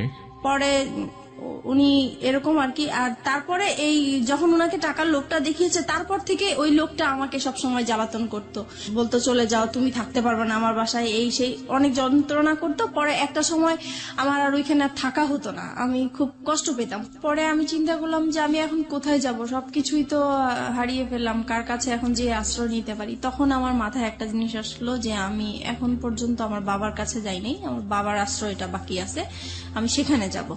পরে আমি বাবাকে খুঁজে বের করলাম, পরে বাবার কাছে আমি আশ্রয় নিলাম। বাবার কাছে আশ্রয় নেওয়ার পরে সে আবার ওই একইভাবে মানে টের পেয়ে গেল আমি বাবার কাছে আছি। তারপরে হচ্ছে সে আমার সাথে ওইখানে আসছে, আমার বাবার কাছে আসছে, এসে আমার বাবাকে বিশ্রী ভাষায় গালাগালি করলো, আমাকে গালাগালি করলো, করার পরে আমাকে থ্রেট দিল যে মেরে ফেলবে, আমার বাবা সহ মেরে ফেলবে, এই সেই। পরে আমি আবার জিডি করতে গেলাম ওর নামে, যেহেতু আমাকে থ্রেট দিচ্ছে আমি এখন ওর নামে জিডি করব। পরে আমি রামপুরা থানায় আবার গেলাম, যাওয়ার পরে বলতেছে যে আপনি এখন যে এরিয়ায় আছেন ওই থানায় যেয়ে বলবেন, এখন আর আমাদের কোনো কাজ নাই। তারপরে আমি এখন যে এরিয়া আছি ওই থানায় গেলাম। ওই থানায় যাওয়ার পরে সে আর কি আমাকে জিডিটা লিখলো। তারপরে বলতেছে যে এবার আচ্ছা আমরা তো জিডি লিখছি, আমাকে চা খাওয়ার জন্য পয়সাটা দেন, কিছু পয়সা দেন। পরে বলতেছি যে দেখেন আমার কাছে তো কোনো পয়সা নাই, আমার অবস্থা খুবই খারাপ। তো বলতেছে আপনাকে দেখে তো মনে হয় না যে আপনার কাছে পয়সা নাই। আমাকে দেখেন পুলিশ ঘুষ চাচ্ছে আর কি। জি। তো আমি বলতেছি দেখেন সত্যিই আমার কাছে পয়সা নাই। বলে পয়সা না থাকলে আপনি এত পাংপুং করে বেড়ান কেন? তো বলছে এটা তো আমার অভ্যাস হয়ে গেছে, এখন আমি যদি ভালো থাকতে চাই এখন আমি কিভাবে খারাপ থাকবো, ইচ্ছা করে কিভাবে খারাপ থাকবো, বলা অত কিছু বুঝি না, আমাদের চা খাওয়ার জন্য পয়সা দিতেই হবে। তো আমি পরে পার্সটা ওনাকে দেখিয়ে দিলাম যে দেখেন এই যে আমার সত্যি আমার কাছে টাকা নেই। পরে যাই হোক উনি কোন রকমের জিডিটা লিখে আমার কাছে একটা পেপার দিল, দিয়ে পরে বললো যে এবার আপনি যান। পরে বলতেছে আচ্ছা আরেকটা, পরে লাস্টের দিকে দেখে বলতেছে আপনার হাজবেন্ড আপনাকে কোথায় এরকম করছে, রাস্তায় হয়রানি করেছে। তা বলছে এটা এয়ারপোর্ট এলাকায় করেছে। বলতেছে তাহলে আপনি এক কাজ করেন, আপনি এয়ারপোর্টে একটা জিটি করেন ওনার নামে। পরে আমি কি করলাম, আমি সাথে সাথে আবার এয়ারপোর্ট থানায় গেলাম। তো এয়ারপোর্ট থানায় গিয়েছি, পরে বলেছি সব বিষয়টা। পরে বলছে তাহলে তো আপনি ওখানে জিডি করেছেন, এখানে জিডি তো বারবার তো জিডি হয় না। তা বলছে উনারাই পাঠাইছে, আমি এখন কি করব। পরে দেখি আপনার জিডি পেপারটা দেখি, তো ওই এসআইটা পেপারটা দেখে বলতেছে আপনার তো জিডি কমপ্লিট হয়নি। আমাকে কেন? বলছে না এটা তো থানার সিল থাকবে এবং আপনার এইটাকে হ্যান্ডেল করবে সেই অফিসারের নাম থাকবে, কিন্তু এখানে তো কিছুই নেই। বলে আসলে আমার কাছে উনি টাকা চেয়েছিল তো আমি দিতে পারিনি, হয়তো বা এটা হয়েছে। পরে উনি আবার ওই থানায় ফোন দিল, তারপর ওনাদেরকে বললো কেন আপনারা এই কাজটা করলেন, তাড়াতাড়ি ওনার কাজটা কমপ্লিট করেন। পরে আমাকে আবার পাঠালো। পরে ওখানে বড় কর্মকর্তা যে ছিল সে আমাকে সরি টরি বলে তারপরে আমার কাজটা কমপ্লিট করে দিল, জিডি করে দিল। এইভাবেই পরে আমি আসছি, পরে শুনতে পারছে যে তার নামে আমি জিডি করছি। সে আবার আমার হাজবেন্ড, এক্স হাজবেন্ড, উনি এসে আবার আমাকে ভয় দেখাল, হয় জিডি করেছিস তো কি হয়েছে, আমি তোকে রাস্তায় খুন করে ফেলবো, অ্যাক্সিডেন্ট করাই দিব, এটা করবো সেটা করবো, আমার তোর থানার জিডি করছে, আমার কিছুই হবে না, কোনো যায় আসবে না। সে ভয় দেখাচ্ছে আমাকে, আমি যেন জিডিটা উঠাই নেই। তো আমি বলছি যে না, কখনোই আমি জিডি উঠাবো না, আমি জিডি করেছি কেন উঠানোর জন্য উঠাবো না। তারপরে এইভাবেই হচ্ছে আমি ওখানে ওদেরকে সময় দিচ্ছি কাজের জন্য। এইভাবেই পরে একটা সময় আমি কাজ পাই, আমি আলাদা বাসা নেই, এখন বাসা যাব। এই সময় আমার বাবা একদিন রাত্রেবেলা খুব অসুস্থ হয়ে যায়। অসুস্থ হওয়ার পরে আমার বাবা ব্রেন স্ট্রোক করে মারা যায়। তখন আমি খুবই অসহায় হয়ে গেছি। এখন আমি একা একটা মেয়ে মানুষ, আমার বাবা মারা গেছেন, এখন আমি আমার বাবাকে নিয়ে কি করব, কিভাবে বাড়িতে যাব, কি করব। তখন আমি যে আমাকে কাজ দিয়েছে আমি তাকে ফোন দিয়েছি। ফোন দেওয়ার পরে বলতেছি, তা উনি বলতেছে ঠিক আছে আমি এক্ষুনি আসছি। পরে আসার পর উনি ডক্টর নিয়ে আসলেন, পরে দেখলো যে হ্যাঁ সত্যি মারা গিয়েছেন। পরে যাই হোক উনি আমাকে টাকা পয়সা দিল, আমি আমার বাবার লাশ নিয়ে বাড়িতে গেলাম, মাটি টাটি দিয়ে তারপরে আমি আসলাম। এখন আসার পরে আমি নতুন বাসায় উঠে গেলাম। আর এদিকে একটা কথা বলতে ভুলে গেছি, আমি যখন আমার বাবার আশ্রয় পেয়েছি তখন আমি আমার মেয়েকে নিয়ে আসছি, আমার মেয়েকে আমার কাছে নিয়ে আসছিলাম। তারপর আমার মেয়ে ছিল আমার কাছে, তারপরে মেয়েকে নিয়ে আলাদা বাসা নিয়েছি। মাঝে মধ্যে আমার হাজবেন্ডের সাথে কথা হয়, তারপরে আমার ছেলেকে দেওয়ার কথা বলি, সে বলে যে না মেয়েকে নিয়ে গেছো ভালো কথা, ছেলেকে আমি কখনোই তোমাকে দিব না। তারপরে আমি কাজ করতে থাকি, এদিক দিয়ে মেয়েকে স্কুলে ভর্তি করে দিয়েছি। আমি আপনাকে কিছু কোশ্চেন করবো এই মুহূর্তে, কোশ্চেনগুলো খুব ছোট ছোট করে আমি জানতে চাই। প্রথম কথা হচ্ছে যে আপনি শেষ পর্যন্ত ছেলে এবং মেয়ে দুটো পেয়েছেন আপনার কাছে, রাইট? পেয়েছি। এটা কি আপনি আইনি লড়াইয়ের মাধ্যমে পেয়েছেন নাকি আলটিমেটলি কোনো ব্যবস্থা করে তাদেরকে নিয়ে না, ওই এসেছেন? যে আমার বসরা যে পাওয়ারফুল, ওনাদেরকে পাওয়ার দেখিয়ে মানে ওদেরকে নিয়ে বসরা পাওয়ারফুল মানে আমার বস তো রাজনীতির সাথে জড়িত। মানে আপনি আলটিমেটলি যেখানে কাজ করতেন বা যে ধরনের যার কাছ থেকে সাপোর্ট পেতেন তিনি রাজনীতির সাথে জড়িত ছিলেন, জি। তিনি আপনাকে এমনি এমনি সাহায্য করতেন? জি, এমনি এমনি কি ওই দুনিয়া আজকালকে সাহায্য করে? সাহায্য করে। এবং তাও আপনার মতো মানুষকে কেন করতে যাবে সে সাহায্য? উনি একটা অসহায় মেয়ে মানুষ হিসেবে আমাকে সাহায্য করেছে। আর ওনার একটা আশা ছিল, প্রথমে আমি বুঝতে পারি নাই। একদিন সে আমাকে বলেছিল যে তুমি যদি কিছু মনে না করো আমি তোমার সাথে একটা কথা বলবো। তো বলেন। বলতেছে যে আমি তোমাকে বিয়ে করতে চাই। তো আমি বলছি যে না আসলে আমি আপনাকে বিয়ে করতে পারবো না। তখন বলে যে কেন করতে পারবো না? তো আমি বলছি যে আসলে আমি একজনকে ভালোবাসি, তার সাথে আমি এখনো আছি, সে আমাকে বিয়ে করবে, আমি তার সাথে কমিটমেন্টে আছি। Okay fine. তখন আপনি রাসেলের সাথে কমিটমেন্টে আছেন? জি। মানে রাসেলের সাথে এক ধরনের লিভ টুগেদার আপনি করছেন উইদাউট বিয়ে, এক ধরনের শারীরিক অনৈতিক সম্পর্ক, রাইট? জি। এবং যে বসের কথা এখানে আসছিল উনি আপনাকে কতদিন পর্যন্ত সাপোর্ট করেছিলেন, না এখনো করছেন? কে বস? হ্যাঁ? জি, এখনো সে করছেন। এখনো সে আপনাকে সাপোর্ট করে যাচ্ছেন উইদাউট এনি ইন্টারেস্ট? জি। ওকে। এবং তার সাহায্যে, তার রাজনৈতিক ক্ষমতার বলেই আপনি আপনার মেয়েটাকেও ছেলেটাকেও দুজনকে আপনার কাছে পেয়েছি। রেখেছেন? জি। ওকে। রাসেল এখন কি বলে, আমাকে রাসেলের শেষ অবস্থাটা বলেন। রাসেলের সাথে এখন আমার সম্পর্ক মোটামুটি নাই বলা চলে। নাই বললেই চলে। কেন? কারণ সে আমার একটা ফল্ট পেয়ে, মানে আসলে এটা ফল্ট না, কিন্তু সে ফল্ট ধরে জাস্ট আমাকে বলতেছে তোমার এই ফল্টের জন্য আমি আর তোমার সাথে সম্পর্ক রাখবো না। Which fault? ফল্টটা হচ্ছে যে আমি যেহেতু বাইং হাউসের কাজ করি, আমার বাইরেদের সাথে কন্ট্যাক্ট করতে হয়, বাইরেদেরকে মেসেজ পাঠাতে হয়। তো একটা মেসেজ অবশ্য আমি ব্যক্তিগতভাবে পাঠিয়ে ফেলছিলাম, তো সেই মেসেজটা সে দেখেছে। দেখার পরে সে ওইটাকেই ফল্ট মনে করেছে। তো বলতেছে আমি তোমাকে কাজ করার জন্য সুযোগ দিয়েছি। জীবনে কোনোদিন সে আপনাকে সেই ধরনের কথা বলেছে যে একজন মানুষকে ভালোবেসে সংসার করে তাকে ছেড়ে আসছো, আমাকেও যে ছেড়ে যাবা না, তার কোনো কি নিশ্চয়তা আছে? কখনো কি আপনাকে সেই ধরনের কোনো কথা বলেছে, রেগে হোক বা অন্য কোনো ভাবে হোক? না, এইটা আমাদের সম্পর্ক যতদিন ভালো ছিল ততদিন এই কথাটা সে বলে। ভালো মন্দের জায়গাতে আমি যেতে চাই না, আমি শুধু বলতে চাই যে তার মুখ থেকে কখনো আপনি এই ধরনের কথা শুনেছেন কিনা? লাস্টের দিকে শুনেছি। লাস্টের দিকে শুনেছেন। This is the real fact. Okay, যেটা হচ্ছে যে রাসেল এখন কি বাংলাদেশে আছে, মানে আপনার আশেপাশে আছে? না, রাসেল এখন বাংলাদেশেই নেই। বাংলাদেশেই নাই? কোথায় আছে সে? সে এখন আমেরিকায় আছে। আমেরিকাতে আছে। শেষ পর্যন্ত আপনি কি জেনেছেন তার সম্পর্কে, তার ফ্যামিলি সম্পর্কে? সে লাস্টে আমাকে যখন সে যেদিন চলে যাবে সেদিন আমাকে ফোন দিয়ে বলতেছে, দেখো ওই ফোন টোন বা SMS ওগুলো আসলে কিছুই ছিল না, তুমি আমাকে সরাসরি যদি তোমাকে বলি আমি বাইরে চলে যাচ্ছি, আমাকে তো যেতে দিবে না, তাই আসলে ওইরকম কিছু বলা হয়েছে। এখন যেটা হচ্ছে যে আমি চলে যাচ্ছি, সে আমার কাছে লুকিয়েছে পুরো বিষয়টা। সে বলেছে যে সে ভিজিট ভিসায় যাচ্ছে কিন্তু কানাডায় যাচ্ছে, এই কথা বলতেছে। আমি 3 মাস পরে চলে আসবো, 3 মাস পরে তুমি যা বলবো আমি তাই শুনবো, আমি তোমাকে ছাড়া থাকতে পারবো না। তো এইভাবেই পরে কথাই হচ্ছে, উনি বাইরে থেকেও আমার সাথে কথা বলছে।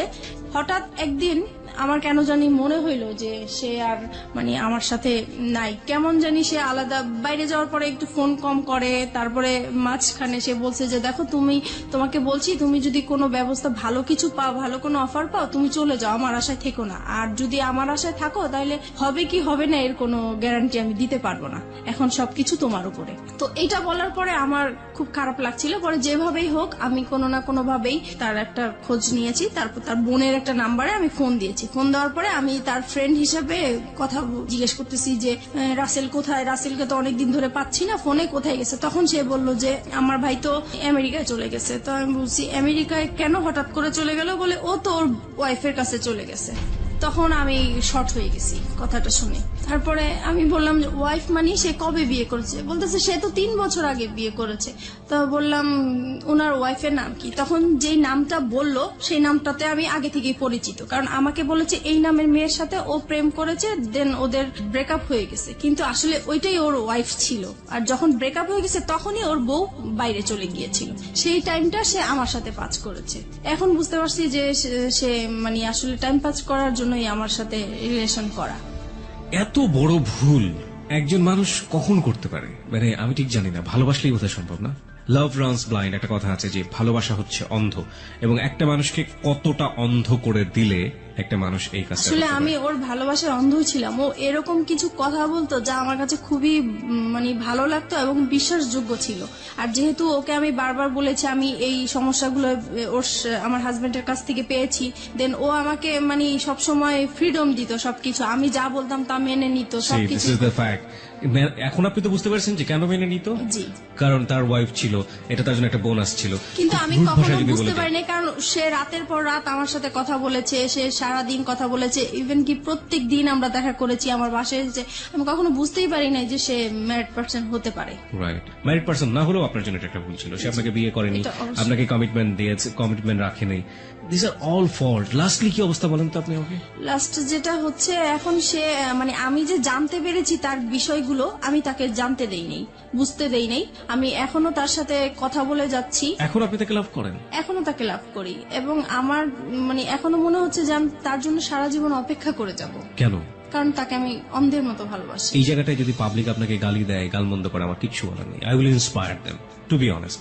বাট আপনি যে কারণে আজকে এখানে এসছেন, ভুলের জায়গাটাতে আপনার ভুলটা কোথায় ছিল সেই জায়গাটা আমি আপনাকে স্যালুট করি। এই ভুলের জায়গাটা আপনি একেবারে শেষের দিকে এসে আমাদেরকে আরেকবার স্মরণ করিয়ে দিন। আপনি কি মনে করেন আপনার ভুলটা কোথায় ছিল, অপরাধটা কোথায় ছিল? আমার অপরাধটা ছিল যে আমার সংসারেই থাকা উচিত ছিল, যত অশান্তি হোক আমি যদি একটু স্যাক্রিফাইস করতাম আমার সংসারটা টিকে যেত। আর দ্বিতীয় ভুল করেছি যে আমি তাকে ভালোবেসেছি, আমার তাকে ভালোবাসা উচিত হয় নাই। আর যেহেতু সে সবকিছু আমার কাছে লুকিয়ে রেখেছে, তার পরিচয় না জেনে এরকম অপরিচিত একটা মানুষের সাথে সবকিছু করাটা আমার ঠিক হয়নি। আপনি কি পারবেন আপনার সন্তানদেরকে সঠিক উত্তর দিতে যে আপনি এগুলো কেন করেছেন? আজকে লাখো মানুষের কাছে আপনি জবাব দিচ্ছেন। আপনার সন্তান যদি কখনো আপনার সামনে দাঁড়ায় জিজ্ঞেস করে, আমি কখনোই কিছু বলতে পারবো না। That is the ultimate penalty of you. আর কিচ্ছু লাগবে না। That is the ultimate penalty. Because আমি ধরে নিচ্ছি আপনার হাজবেন্ড ভালো ছিল না। দেখুন কতগুলো সমাধান হতে পারতো। আপনার হাজবেন্ড খারাপ ছিল, আপনি তাকে ডিভোর্স করে দিতেন। হ্যাঁ, ডিভোর্স করে দিয়ে আপনি আলাদা থাকতে পারতেন। আপনি একটা লম্বা সময় নিতে পারতেন, দুজনের সেপারেশনে থাকতে পারতেন লম্বা সময়ের জন্য, ট্রাই করতেন যে আলটিমেটলি আপনি ফিল করেন কিনা থাকে। ইকোনমিক সাপোর্টের একটা জায়গার ব্যাপার ছিল, ফাইন, ইকোনমিক সাপোর্টের জায়গায় আপনি নিজে স্বাবলম্বী হওয়ার জন্য যথেষ্ট রসদ আপনার কাছে ছিল। আপনি কাজ জানেন, আপনি হাতের কাজ জানেন, আপনি সেগুলো নিয়ে কাজ করতে পারতেন, এবং এই কাজ করে বাংলাদেশে অনেক অনেক মেয়েরা আজকে স্বাবলম্বী। আপনি সেই জায়গাটা থেকে পারতেন, আপনি সেটাও করেননি। আপনি second time fall in love with someone, আপনি দুটো বাচ্চার মা হওয়ার পরেও, এবং সেই ফল ইন লাভটা ঠিক সেম ব্যাপার ছিল লাইক ইউর হাজব্যান্ড, যখন আপনি হাজব্যান্ডের সাথে ভালোবেসেছিলেন। Still you are fall in love with that guy, যে মানুষটা আপনার সাথে এক ধরনের বড় হিপোক্রিসি করেছে। তাহলে আপনার প্রথম হাজব্যান্ডের ক্ষেত্রে অপরাধটা কোথায় ছিল? আমি তাকে কোনো অপরাধ দেখছি না। আপনার সেকেন্ড মানুষ যে, সে যদি বিয়ে করে এত বড় চিট করে একটা সংসার ভেঙে দিয়ে বিদেশে চলে যেতে পারে, তাহলে প্রথম হাজব্যান্ড তো তার তুলনায় অনেক ভালো মানুষ ছিল। আপনি তো তাকে কোনোদিন হাতে হাতে ধরেননি, ধরেছেন? জি না। ধরেননি, আপনি তাকে সন্দেহ করতেন, সে আপনার পাশে বসে থেকে পুরো একটা মেয়ের দিকে ফ্যাল করে তাকিয়ে থাকতো। হ্যাঁ, এটুকুই আপনার কাছে লেগে, আপনি কোনোদিন তাকে হাতে নাতে ধরেননি, আপনাকে সে হাতে নাতে ধরেছে। জি। তারপর আপনার সঙ্গে ঘর সংসার করতে চেয়েছে। জি। সে অন্যায় করে অত্যাচার করুক, আপনার কাছে সে অধিকার চেয়েছে, স্বামীর অধিকার। আপনি পালিয়ে গেছেন, তারপর আপনাকে ওখান থেকে বারবার ধরে নিয়ে আসার চেষ্টা করছে দুটো সন্তানের জন্য। লাভ না করলেও দিস ইজ হার্ড ট্রুথ। জি। কিন্তু আপনাকে এই মানুষটা কি দিয়েছে যে মানুষটাকে আপনি স্টিল লাভ করেন? সে তার কাছ থেকে তো কিছুই পাইনি, কিন্তু আমি এটাই বলবো যে তার তার সাথে আমি সময় কাটাতে আমার ভালো লাগতো। Is that all thing for life? This is very funny.